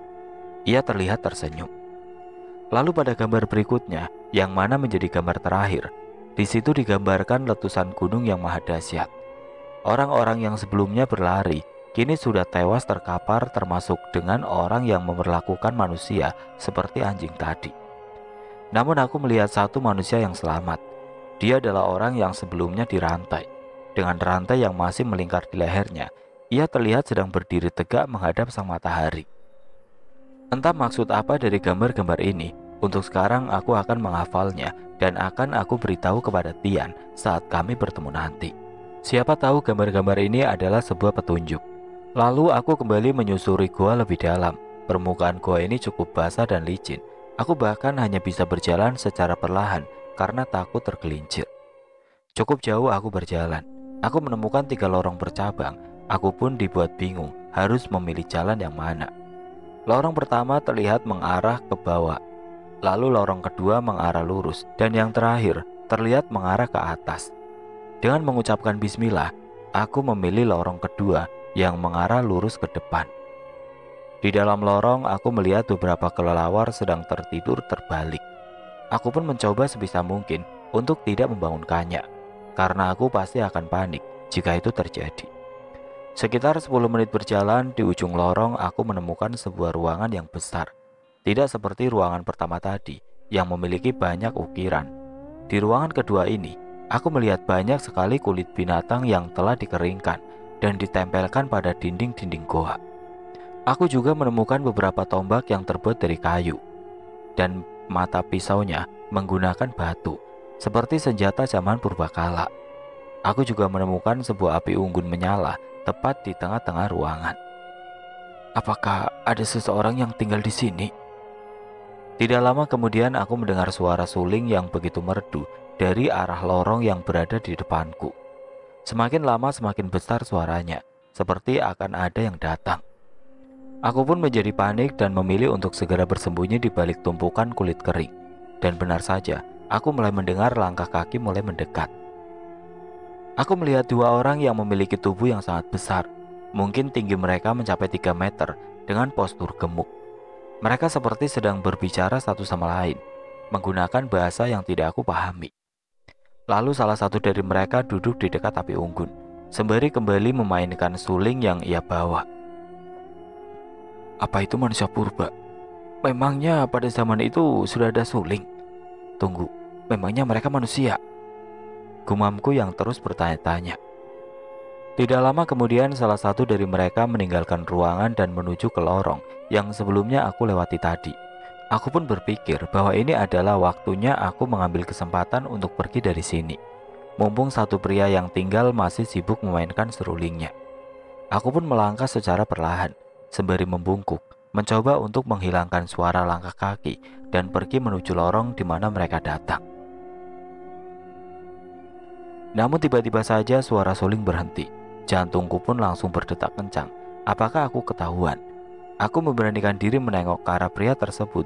Dan benar saja, pria tersebut sedang melihatku dan langsung berteriak begitu keras.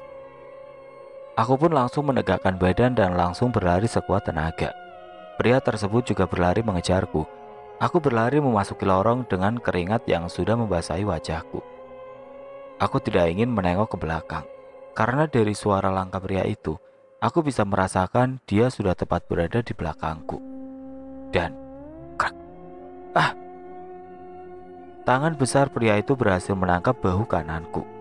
Dia mencengkram bahuku dengan begitu kencang, sampai-sampai aku mendengar suara retakan pada bahuku. Aku pun langsung berteriak kesakitan dan terkapar jatuh sembari memegangi bahuku. Lalu pria besar itu menggenggam kepalaku dan menyeretku bersamanya. Namun ia tidak kembali ke tempat sebelumnya. Aku mencoba meninju-ninju tangannya dengan tangan kiriku dengan harapan agar dia melepaskan kepalaku. Namun percuma, sepertinya pukulanku juga tidak terasa olehnya. Sekitar 10 menit kami sampai di sebuah ruangan berbeda. Aku merasakan sesuatu sedang menunggu di ruangan tersebut, namun aku tidak menengok ke arahnya karena kepalaku masih ia genggam. Kau, ucap seorang pria yang suaranya tidak asing di kupingku. Puk. Tiba-tiba saja pria besar yang sedang menyeretku dihajar begitu keras, sampai-sampai membuatnya terpental jauh, dan tepat sebelum aku ikut terpental, ada tangan yang memeluk perutku. Berani-beraninya kau menyentuh rizkaku, ujarnya kembali. Aku pun menengok ke arah pria itu, dan itu adalah Luno. Pria yang barusan ia hajar langsung bangun dan bersujud di depan Luno, seperti sedang meminta maaf dengan bahasa yang tidak aku mengerti. Lalu Luno menggendongku dan mendudukkan di sebuah kursi yang terbuat dari kulit. Apa kau baik-baik saja? Ujarnya dengan suara begitu keras. Aku tidak menjawab pertanyaannya. Aku hanya memegang bahu kananku yang masih begitu sakit sembari menatap ke arah Luno. Di mana ini? Tanyaku. Bahumu, aku akan menyembuhkannya. Tenanglah, ujar Luno kembali. Tanpa menjawab pertanyaanku, ia memegang bahuku dengan tangannya. Aku merasakan udara yang begitu sejuk, seperti masuk ke dalam pori-pori bahuku. Dan tidak lama kemudian setelah ia melepaskan tangannya, rasa sakit pada bahuku hilang begitu saja. Luno menatapku begitu tajam. Walaupun dia tidak memiliki hidung dan mulut pada wajahnya, namun aku merasakan rasa bersalah hanya dari tatapannya, dengan tangan yang terus meraba-raba wajahku. Di mana ini? Kita berdua di rumahku. Kau yang membawaku ke sini. Tentu, hanya aku dan kakakku yang bisa keluar masuk dari sini, jawabnya dengan tergagap-gagap. Lalu mau apa kau denganku? Tentu, karena aku ingin menyelamatkanmu. Aku bahkan menghabiskan seluruh energiku untuk dapat membawamu ke sini, ujar Luno. Jangan-jangan, bagaimana dengan teman-temanku? Tanyaku kembali. Mereka seharusnya sudah mati oleh kakakku. Aku pun langsung lemas setelah mendengarnya. Apa mungkin strategi yang dibuat oleh Tian telah gagal? Aku langsung menangis sembari menundukkan kepala dan menutup wajahku dengan kedua tanganku. Jangan menangis. Kau pasti karena dia. Kau kembali menangis, ujar Luno yang kembali meninggikan suaranya. Lalu terlihat Luno menghampiri pria besar tersebut dan langsung menghajarnya dengan pukulan bertubi-tubi yang saking cepatnya. Aku sampai tidak bisa melihat tangannya. Hentikan, teriakku. Aku tidak tahu mengapa aku menghentikan Luno. Mungkin aku hanya tidak suka melihat siapapun dipukuli bukan karena kesalahannya.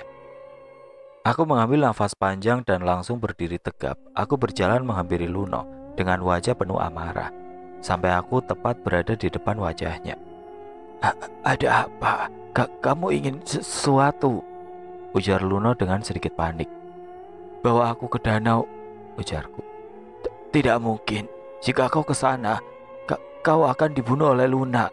Aku tidak bisa mengalahkan Luna, ujar Luno dengan cemas sembari berjalan bolak-balik. Luno, teriakku kembali. Iya, sahutnya yang langsung berdiri tegak. Jika kau memang mencintaiku, apakah kau rela melihatku mati karena rasa sedih ini? Ujarku merayu. Tidak, aku... bagaimana jika aku mengawetkanmu sekarang? Jadi kita bisa hidup bersama selamanya dan kau tidak perlu khawatir kau akan mati, ucap Luno. Tanpa aku sadari, aku menampar wajah Luno. Aku sudah keterlaluan. Awalnya aku hanya ingin merayunya agar dia mau membawaku kembali. Namun aku malah menamparnya. Bagaimana jika dia marah dan malah membunuhku? Maaf, ini pertama kalinya aku mencintai wanita. Aku tidak tahu apa yang harus aku lakukan. Apa aku salah? Ujarnya dengan mata memelas. Sautku kaget. Dia tidak marah. Dia malah seperti takut denganku. Aku pun terdiam sebentar berpikir. Eh, mengapa senyummu mengerikan seperti itu, Riz? Tanya Luna. Ah, tidak apa-apa. Tanpa aku sadari, aku malah tersenyum setelah memikirkan rencanaku. Untuk sekarang, aku berencana untuk memanfaatkan Luno dan mencoba untuk mencari cara agar bisa kembali ke tempat teman-temanku. 1 jam kemudian. Aduh, pelan, ujarku. Ah, iya maaf. Luno saat ini sedang memijatku. Semenjak tadi aku sedang menguji betapa besar cintanya kepadaku, atau seberapa mau dia menurutiku. Sampai saat ini, dia selalu mau untuk menuruti apapun permintaanku, seperti memijat bahuku saat ini. Luno, ucapku. Iya. Apa Luna, maksudku kakakmu itu begitu kuat? Tentu saja, dia adalah jin terkuat di gunung ini. Dia sudah menghabiskan ribuan tahun untuk bertapa, ujar Luno yang masih memijatku. Seberapa kuat jika dibandingkan denganmu? Tanyaku kembali. Jika denganku, akan mustahil bagiku untuk menang melawannya. Tetapi, ucapnya terhenti. Tapi apa? Tanyaku kembali. Tapi ada satu cara agar bisa mengalahkannya. Oh ya, apa itu? Tanyaku yang langsung membalikan badan dan menatapnya. Caranya adalah... Wah, itu udah bagus. Mari kita lakukan, Luno, ujarku dengan wajah gembira. Tapi untuk apa aku harus melawan kakakku? Bodoh, apalagi selain membuatmu menjadi penguasa di sini, ujarku berbohong. Penguasa? Tentu penguasa. Apa kau tidak lelah selalu menjadi nomor 2, selalu dimarahi olehnya, selalu menjadi bayang-bayangnya? Sebenarnya aku tidak ada masalah. Pak, aku kembali menamparnya. Kenapa kamu menamparku lagi? Bodoh, pria impianku harus memiliki ambisi. Ambisi untuk selalu menjadi yang terbaik, bukan sepertimu yang begitu nyaman menjadi budak kakakmu. Ucapku memberanikan diri. Aku mungkin sudah berlebihan kali ini, namun aku memilih untuk bertaruh. Budak? Meskipun dia kakakku, aku tidak akan mau menjadi budaknya, ujarnya kembali. Aku hanya tidak menyadarinya, Luno. Kakakmu selama ini hanya menganggapmu sebagai budak atau pesuruhnya. Apa kau mau selamanya untuk menjadi budaknya? Rayuku kembali. Tidak, aku tidak akan mau. Tapi jika aku memulai pertarungan dengan Luna, pasti sang dewa akan marah. Dewa? Oh, dewa gunung ini. Bisa kau jelaskan? Siapa dewa itu? Jika kakakku adalah jin terkuat di sini, beda dengan sang dewa. Luna pernah bercerita kalau dewa tersebut sudah hidup sebelum Adam diturunkan di bumi. Mendengar cerita, berarti kau belum pernah bertemu dengan sang dewa itu? Tanyaku kembali. Iya, sautnya. Lalu berarti kau juga tidak tahu kemana para tumbal diserahkan? Iya, Luna melarangku untuk melihatnya, sautnya kembali. Bisa jadi kakakmu selama ini hanya membohongimu untuk sekedar memanfaatkanmu. Apa maksudmu? Apa kau tidak pernah berpikir, bisa saja selama ini seluruh tumbal yang ingin diserahkan kepada dewa itu adalah kebohongan belaka? Mana mungkin? Bisa saja bukan, selama ini tidak memberimu izin untuk melihat secara langsung penyerahan tumbal kepada dewa. Karena selama ini juga kakakmu sendirilah yang memakan jiwa-jiwa itu untuk dirinya sendiri. Luno pun cukup terkejut setelah mendengar ucapanku. Sejujurnya aku juga tidak yakin tentang dewa itu. Aku juga tidak begitu memperdulikannya, karena prioritasku saat ini adalah untuk merayu Luno agar mau bertarung dengan Luna. Jadi selama ini dia hanya menipuku, ujar Luno yang mulai terlihat kesal. Tentu saja, karena masuk akal bukan, supaya kau tidak akan pernah melampaui kekuatannya, agar dia selalu yang menjadi nomor 1 di sini, ucapku kembali. Brak, sialan. Jadi selama ini Aku hanya dimanfaatkan. Tidak akan aku maafkan. Teriak Luna sembari menghancurkan kursi di depannya. Tenang Luna, untuk itu aku akan membantumu mengalahkannya dan membuatnya mengakui betapa hebatnya dirimu. Sautku kembali. Benarkah kamu mau membantuku? Jawabnya yang sudah termakan bujuk rayuku. Tentu, karena aku akan selalu di sampingmu, bukan begitu? Ujarku dengan senyum. Rizka, terima kasih, jawabnya. Untuk selanjutnya akan memakan sudut pandang Tian. Mereka berteriak-teriak untuk mengamati hati mereka yang sedang diliputi ketakutan. Berkat dukungan semangat dari Rizka, para pria pun semakin menjadi-jadi. Mungkin Rizka tidak tahu, sebenarnya dia adalah ratu kelas, sekaligus ratu di sekolahan kami. Banyak sekali murid pria di sekolahan kami menyukainya. Dia begitu populer, bahkan sampai ke sekolah sebelah. Sebenarnya ada beberapa pria yang meminta mencoba mendekatinya dari sekolah sebelah, namun selalu dihentikan oleh murid di sekolah kami. Karena bagi fansnya di sekolah, dia adalah ratu untuk dipuja dan tidak ada yang boleh memilikinya. Mungkin itu hanya ungkapan putus asa dari mereka yang sadar kalau mereka tidak mungkin bisa mendapatkan Rizka. Ya meskipun Rizka sendiri, aku yakin tidak akan begitu peduli meskipun dia mengetahui fakta ini. Dan aku adalah salah satu dari mereka. Satu persatu dari kami mulai meninggalkan tenda untuk menuju danau. Karena sebelumnya kami telah mendiskusikan rencana untuk dapat mengalahkan dua bersaudara itu. Namun baru saja kami meninggalkan tenda, Rizka, teriak Anggi panik. Aku yang berada di baris paling depan langsung berlari menembus barisan untuk ke belakang dan menanyakan Anggi. Kenapa Anggi? Tanyaku bingung. Rizka Yan tiba-tiba hilang, saut Anggi dengan wajah panik. Ah, kok bisa? Gak tahu Yan, sumpah, padahal dia aku rangkul sebelumnya, ujar Anggi kembali. Aku langsung terduduk lemas. Aku berpikir apa yang sebenarnya terjadi. Apakah Rizka mati atau diculik? Jika mengingat percakapan kami dengan dua jin tersebut sebelumnya, maka kemungkinan besar dia diculik. Jika iya, seharusnya Rizka masih hidup. Lalu apakah aku bisa tenang untuk sekarang? Bagaimana bisa Sukma tiba-tiba menghilang seperti itu? Apakah fenomena seperti ini termasuk dalam hukum alam pada dimensi ini? Semisal Rizka saja bisa diculik seperti itu, mengapa mereka tidak melakukannya dari awal? Maka itu akan lebih mudah untuk mereka.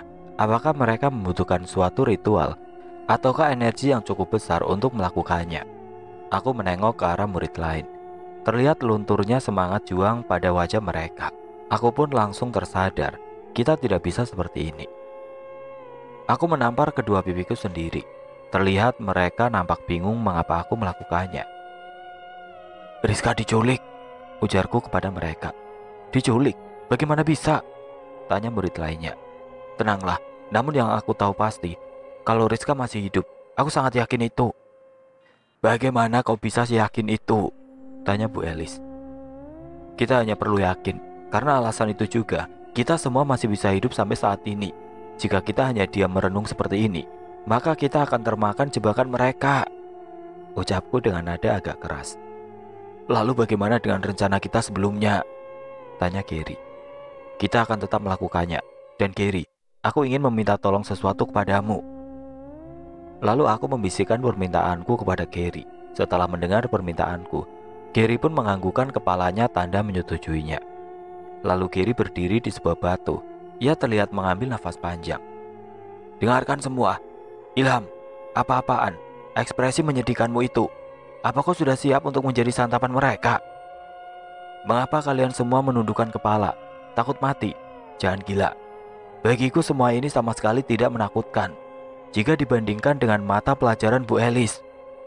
Para murid terlihat mulai tersenyum dan tertawa kecil mendengar ucapan Gary.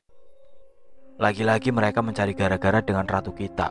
Ratu yang selama ini memberikan kita semangat. Semangat untuk bangun setiap pagi. Semangat untuk masuk sekolah setiap hari. Semangat untuk mengikuti jam olahraga. Kalian lupa betapa membosankannya saat Rizka tidak masuk. Kalian tahu kan, rasanya segera ingin pulang. Pulang ke rumah Rizka. Sorakan yang diikuti tawa para murid. Sepertinya Gary mulai berhasil untuk mengembalikan semangat mereka. Tiba-tiba saat Gary masih berpidato, muncul gelombang besar dari danau, yang mana langsung menyita fokus kami. Mereka datang, gumamku. Nampak lagi rasa takut mulai menyelimuti wajah mereka, karena ini adalah pertama kalinya bagi mereka melihatnya. Baiklah, aku akan mulai rencananya. Kalian diamlah, biar aku yang berbicara, ucapku sembari berjalan sendiri menuju tepi danau. Tidak lama setelah gelombang besar muncul sebuah makhluk berwarna serba putih, yaitu Luna. Namun kali ini dia sendirian. Di mana Luno? Namun melihatnya sendiri, semuanya jadi masuk akal. Berarti hilangnya Rizka memanglah ulah dari Luno, dan dia sedang bersama Rizka saat ini. Baiklah, 1 jam telah berlalu. Kalian sudah berkumpul di sini. Berarti kalian telah menyetujui persyaratan dariku, ujar Luna dengan suara yang menggema. Makhluk bodoh, kami di sini bukan untuk menyerahkan nyawa kami, melainkan untuk melawanmu. Ah, melawanku? Manusia seperti kalian. Baiklah, jika itu mau kalian, kan aku berikan kematian yang paling menyakitkan. Terlihat Luna sedang merapalkan sesuatu. Langsung saja energi di sekeliling kami berubah menjadi dingin dan mencekam. Tidak lama setelahnya muncul makhluk-makhluk mengerikan dari dalam danau dan merangkak ke tanah. Mereka memiliki bentuk yang serupa, yaitu bertubuh manusia yang begitu kurus, dengan rambut panjang dan tidak memiliki kaki, karena kakinya digantikan oleh tangan. Jadi mereka memiliki 4 tangan yang digunakan untuk merangkak di tanah. Memiliki rambut hitam dan berkulit putih, lalu matanya yang seluruh berwarna hitam tanpa memiliki mulut. Sungguh mengerikan. Mereka juga mengeluarkan suara seperti jangkrik. Mereka berjumlah sekitar 20-an. Salah satu dari mereka merangkak ke arahku dan terlihat bersiap untuk melompat ke arahku. Dan buk! Tiba-tiba Gary langsung menghajarnya tepat di wajahnya sebelum makhluk itu dapat meraihku. Gila, benar-benar bisa kena, Yan, ujar Gary begitu senang. Sudah aku katakan bukan? Rencana kami hanyalah satu, yaitu menyerang mereka dengan membabi buta. Sebelum itu, aku memberitahukan mereka sebuah amalan untuk memperkuat sukma. Sebenarnya amalan gaib tidak boleh diucapkan oleh manusia yang tidak memiliki kodam, karena setiap amalan gaib pasti membutuhkan energi, dan energi dari kodamlah yang akan digunakan jika manusia tersebut menggunakan sebuah amalan. Namun dalam kasus sekarang berbeda, kami bukanlah berada di dunia manusia, melainkan dunia gaib. Dengan energi gaib yang bertebaran di mana-mana, bahkan manusia biasa pun dapat menggunakan amalan. Dan amalan yang aku beritahukan kepada mereka adalah amalan Taqwiyat al-Arwah, yang berarti memperkuat arwah. Biasanya, amalan ini digunakan untuk mereka yang ingin melakukan proses pelepasan sukma untuk memasuki alam gaib, atau bisa juga sebagai penangkal santet. Pertarungan cukup sengit. Kami sangat kekurangan orang, karena wanita yang ikut membantu bertarung hanyalah Yuni. Selain itu, mereka hanya berlindung di belakang. Luna hanya diam sembari melayang di atas danau. Ia hanya mengamati tanpa melakukan apapun. Aku mungkin mengalahkan 2-3, namun tidak mungkin lebih dari itu. Ger, aku dibuat begitu terkejut saat melihat ke arah Gary. Kenapa, Yan? Tanyanya sembari merenggangkan tangan. Gak apa-apa, lanjutkan. Saat aku melihat ke arahnya, ia sudah berhasil menumbangkan 5 makhluk tersebut, seperti yang aku harapkan dari pentolan sekolah. Namun selain Gary, mereka begitu kesulitan melawan makhluk tersebut. Bahkan sudah dalam kondisi 3 versus 1, namun mereka masih saja kesulitan melawannya. Dan benar saja, Ilham! Teriak Gary yang melihat Ilham ditusuk pada bagian dada oleh makhluk tersebut. Melihat itu, Gary langsung berlari menyelamatkannya dengan menghajar makhluk yang telah menusuk Ilham.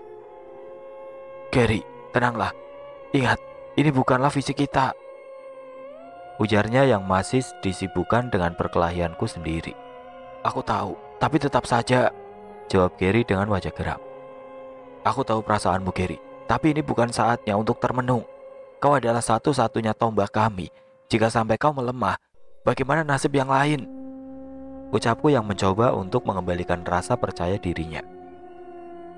Benar, ini bukan saatnya seperti ini. Maju kalian semua, teriak Gary memprovokasi yang langsung menerjang ke depan. Pertempuran masih terus berlanjut. Kami telah kehilangan 3 orang pria, termasuk Ilham di dalamnya. Sedangkan mereka hanya tersisa 3 pasukan milik Luna. Kemenangan sudah di depan mata kami. Setidaknya, itulah yang aku pikirkan. Tiba-tiba udara di sekitar menjadi dingin dan begitu mencekam. Aku mendengar suara gemuruh dari arah hutan. Terlihat Luna mengangkat kedua tangannya dan melepaskan tongkat yang selama ini dia genggam ke danau. Matahari, bumi, akan menyesatkan setiap makhluk yang mengacau. Bumi, dengarlah permintaanku. Hancurkan mereka yang selama ini selalu menjadi benalu untukmu. Setelah Luna berucap, tiba-tiba terjadi gempa yang maha dahsyat. Sampai-sampai aku tidak bisa berdiri tegap. Bahkan mendengar ucapannya saja sudah membuat kakiku lemas. Aku sampai jatuh terduduk. Aku merasakan sesuatu yang mengerikan akan datang. Tiba-tiba terdengar lengkingan teriakan di balik gunung di depanku. Apa itu, Yan? Ujar Giri sembari menunjuk. Aku melihat sesosok bayangan raksasa yang amat besar. Semakin besarnya, aku hanya bisa melihat kaki-kakinya. Perlahan monster itu menunduk, dan aku mulai bisa melihat kepalanya. Ia memiliki wajah layaknya manusia dengan janggut dan kumis yang begitu panjang. Sungguh tubuhnya begitu besar, bahkan kepalanya saja lebih besar dari gunung ini.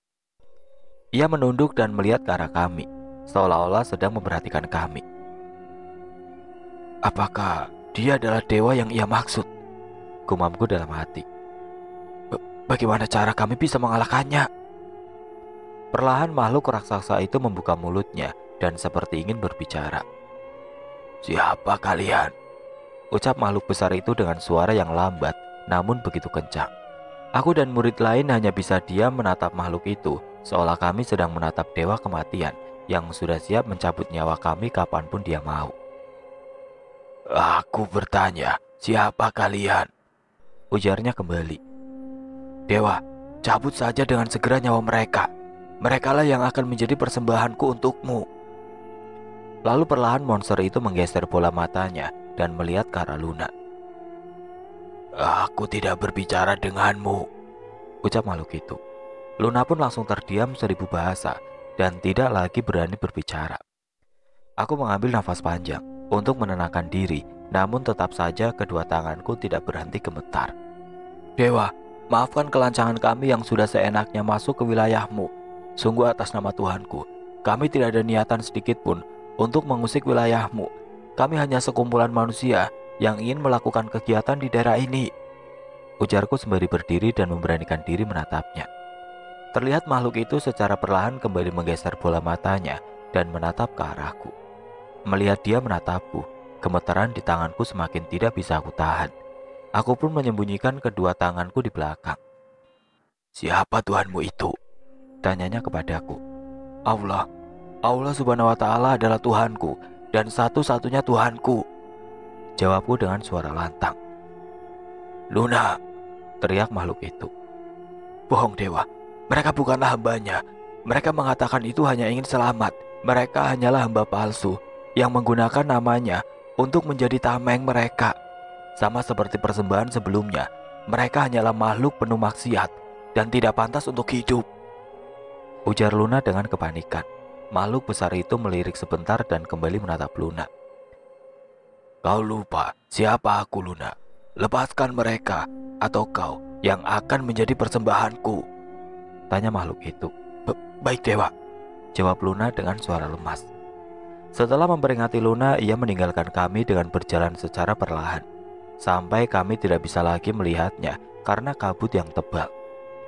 Menurut mitos, dewa yang dipanggil oleh Luna sebenarnya adalah jin dengan ras Jaya Raksa. Jumlah mereka hanyalah sedikit. Kebanyakan dari mereka tinggal di daerah pegunungan atau jurang yang sangat dalam. Mitos lain juga mengatakan ras Jaya Raksa pernah berperangan dengan bangsa iblis untuk memperebutkan kasta tertinggi. Namun mereka malah kalah telak dan hampir seluruhnya terbantai saat itu. Namun pada detik-detik terakhir, ada sebuah cahaya yang begitu terang dari langit saat itu. Yang tidak lama kemudian, muncul seekor domba dengan 2 tanduk berwarna putih yang begitu ditakuti oleh bangsa iblis. Para ras Jaya Raksa menganggap bahwa itu adalah pertolongan dari Tuhan untuk mereka yang masih selamat. Dan semenjak itu, mereka membuat sebuah janji, yaitu tidak akan pernah menyakiti siapapun yang taat akan agamanya. Sebenarnya tidak ada yang tahu siapa sosok Tuhan yang mereka maksud sebenarnya. Apa yang terjadi sebenarnya, Yan? Tanya Gary. Tidak tahu. Apa dengan ini kita akan selamat? Semoga saja, jawab Gary. Luna, sekarang kembalikan teman-teman kami yang kamu tawan. Mengapa jadi seperti ini? Teriak Luna yang terlihat begitu kesal. Ini adalah kekalahanmu. Akuilah, jika aku tidak salah, makhluk yang kau panggil dewa itu adalah berasal dari ras Jaya Raksa yang tidak akan pernah menyakiti manusia, yang taat kepada Tuhan. Berarti selama ini, kau hanya memanfaatkannya dengan berbohong. Berisik, tidak seperti itu. Tempat ini akan... Ucapannya terhenti. Apa yang akan terjadi kepada tempat ini? Tanyaku yang mulai penasaran. Aku tidak ingin kejadian 50 tahun lalu terulang.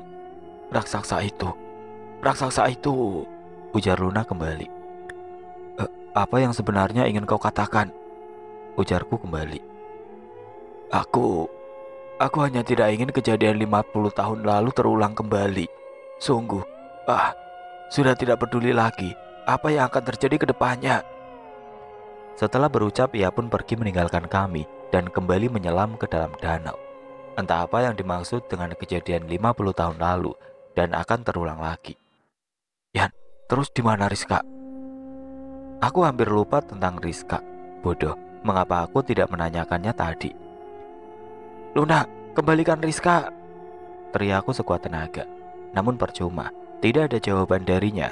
Dan selain Rizka, bagaimana dengan nasib teman-temanku yang telah terbunuh? Makhluk itu tidak mau menjawabnya dan malah berbicara aneh. Tidak lama setelahnya, dari balik pepohonan aku melihat sosok yang familiar, berkulit serba putih. Itu Luno, ujarku sembari menunjuk. Aku pun langsung berlari sekuat tenaga menghampiri Luno dan berniat untuk langsung mengajarnya. Namun tiba-tiba aku melihat Rizka berjalan di belakang Luno. Seketika aku langsung menghentikan langkahku. Rizka, ucapku yang langsung menghampirinya. Tian, syukurlah kalian baik-baik saja, ujarku sembari memegang tangan Tian. Mengapa kalian masih hidup? Di mana kakakku? Tanya Luno. Riz, ada apa dengan makhluk ini? Tanyaku yang bingung melihat sikap Luno yang tenang. Oh, tenang, sudah aku taklukkan, ucap Rizka dengan senyum lebar. Sautku. Lalu bagaimana dengan Luna? Bukankah ini sudah melewati waktu pertemuan dengannya? Tanya Rizka. Aku pun menjelaskan secara detail kepada Rizka tentang apa yang terjadi sebelumnya, termasuk dengan kemunculan dewa raksasa tadi. Luno yang dari tadi mendengarkan ceritaku pun terlihat sedang memegangi dagunya, sepertinya sedang berpikir. Ada apa Luno? Tanya Rizka. Apa tidak apa-apa di dekatnya seperti ini? Tanyaku yang masih khawatir. Tenanglah, karena berkatnya juga aku berhasil kembali ke sini. Tidak ada yang perlu dikhawatirkan, ucap Rizka sembari menepuk-nepuk pundaku. Lalu Luno, apa kau mengetahui tentang apa yang terjadi 50 tahun lalu di sini? Tanya Rizka kembali. Sebenarnya kakakku pernah mengatakan kalau persembahan wajib dilakukan setidaknya 3 tahun sekali dengan minimal 20 jiwa untuk memuaskan rasa lapar dewa kami. Karena jika dibiarkan, maka raksasa itu akan mengamuk dan akan mengakibatkan terjadinya bencana alam di sini. Sekitar 50 tahun lalu, kami yang tidak berhasil mendapatkan persembahan untuknya harus pasrah melihat rumah kami hancur karenanya. Setiap tahun terjadi letusan gunung dan gempa. Lalu mengapa raksasa tersebut menolak persembahan untuknya, jika dia sendiri tahu kalau dia akan kelaparan nantinya? Sebesar itukah rasa tanggung jawab memegang janji untuk tidak mengkonsumsi manusia yang taat dengan agamanya? Setelah perbincangan singkat dengan Luno, aku pun menanyakan keberadaan arwah teman-temanku berada. Dan dengan mudahnya, ia mau memberitahu kami. Ia pun mengajak kami ke dalam goa yang penuh dengan lorong-lorong yang mirip seperti labirin. Sungguh banyak dan memusingkan. Sampai akhirnya kami sampai di sebuah ruangan kecil yang bahkan aku harus menunduk untuk dapat memasukinya. Dan di ujung ruangan tersebut terdapat sebuah benda yang mirip dengan toples, namun berbahan dari kaitan-kaitan kayu tipis. Di dalamnya terdapat cahaya-cahaya putih. Dan Luno mengatakan bahwa cahaya itu adalah sebuah arwah-arwah temanku. Setelah berhasil, kami pun kembali ke permukaan. Lalu Luna memintaku untuk membuka toples kayu tersebut. Aku pun menuruti dan segera membukanya. Cahaya-cahaya putih tersebut langsung dengan cepat keluar dari toples dan melayang-layang di atas kami. Indah sekali, gumamku sembari tersenyum. Tidak lama setelahnya, cahaya tersebut perlahan meredup dan lama-kelamaan menghilang. Aku pun menjadi khawatir dan kembali bertanya kepada Luna. Dan Luna mengatakan untuk tidak perlu khawatir, karena arwah-arwah tersebut sudah kembali ke tubuh mereka di alam manusia. Kali ini kembali ke sudut pandang Rizka. Syukurlah semuanya baik-baik saja, gumamku pelan dengan senyum tipis. Dengan bantuan Tian, satu persatu dari kami dipulangkan kembali ke raga kami yang berada di alam manusia, dimulai dari Bu Elis dan siswa-siswa lainnya. Aku meminta Tian untuk memulangkanku terakhir, karena aku akan merasa tidak enak jika harus meninggalkan Tian sendiri. Ya, walaupun aku tidak ada yang bisa aku lakukan untuk membantu. Lalu tiba-tiba saja Luna dengan wajah sedikit malu-malu menarik-narik bajuku dengan tangannya. Ada apa, Luna? Apakah kau akan pergi juga? Tentu, Luna, aku akan pergi bersama mereka. Kau yakin tidak ingin di sini bersamaku? Tanyanya kembali. Aku malah menjadi merasa tidak enak dengannya. Aku tahu dia adalah jin dan bukanlah manusia. Namun rasa cinta yang dia berikan kepadaku bukanlah sesuatu yang palsu. Ditambah aku juga telah memanfaatkannya dan menipunya. Lalu tiba-tiba saja terbesit ide aneh dalam pikiranku. Luna, iya, maukah kau ikut bersamaku? Maksudmu ikut ke duniamu? Tanyanya kembali. Tentu, karena aku tidak mungkin selamanya di sini. Di sana ada banyak orang yang mengkhawatirkanku dan menunggu kepulanganku. Tapi aku, ujarnya yang terlihat bimbang. Kau juga sepertinya tidak bisa meninggalkan tempat ini. Baiklah, aku akan sesekali mendatangimu, karena bagaimanapun ini adalah rumahku dan aku tidak bisa meninggalkannya terlalu lama, jawabnya kembali. Saat masih berbicara dengan Luno, Tian memanggilku. Karena sekarang adalah giliranku untuk dipulangkan. Aku pun menengok ke arah Luno untuk sesaat. Meskipun dia hanya memiliki mata pada wajahnya, namun aku tahu kesedihan yang sedang ia rasakan. Gawat, aku malah mau nangis. Kenapa, Riz? Tanya Tian yang tepat berada di depanku. Tidak perlu dipikirkan. Lalu Tian memintaku untuk menutup mata. Dan aku merasakan sentuhan jarinya pada kelingkingku. Aku mulai mendengar ayat-ayat sedang Tian rapalkan. Perlahan sedikit demi sedikit, aku mulai merasakan pusing. Dan sampai di titik di mana aku sudah tidak sadarkan diri. Selamat pagi, Riz. Dalam keadaan masih menutup mata, terdengar ucapan seorang pria yang suaranya tidak asing bagiku. Itu bukanlah suara Luno. Aku pun mencoba mengingat-ingat suara siapa itu. Dan ya, aku ingat itu adalah suara Dodi. Teriakku yang langsung membuka mata. Kamu kenapa, Riz? Syukurlah kamu sudah sadar, ujar Bu Elis. Aku pun menengok ke arah sekitarku. Terlihat banyak sekali murid yang seperti baru saja terbangun. Banyak dari mereka yang terlihat memegangi kepala mereka seperti sedang menahan pusing. Rizka! Tiba-tiba seorang wanita meneriaki namaku dan langsung memelukku. Dewi? Aku yang terkejut bercampur dengan perasaan lega langsung membalas pelukannya. Alhamdulillah kamu gak apa-apa, Wi, ujarku sembari mengelus wajah Dewi. Iya, Riz, setelah kamu berdua ninggalin tenda waktu itu, ada makhluk aneh yang tiba-tiba masuk ke tenda, dan setelahnya aku gak bisa ingat apa-apa yang terjadi, ujar Dewi dengan tangis.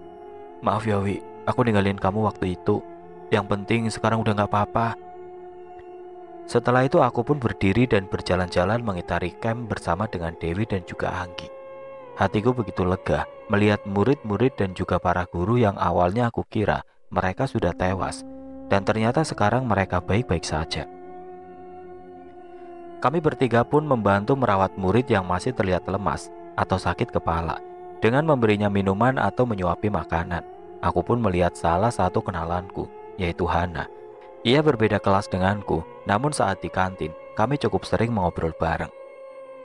Aku langsung menghampirinya dan menanyakan keadaannya, lalu tiba-tiba saja aku teringat bahwa Hana berada di kelas 3B yang sama dengan Dodi. Karena dari tadi aku tidak melihat Dodi dimanapun. Han, Dodi di mana ya? Siapa? Doni? Tanya Hana kembali. Bukan Doni, tapi Dodi, teman kelas kamu. Ucapku menegaskan. Di kelas aku nggak ada yang namanya Dodi. Ah, tapi aku...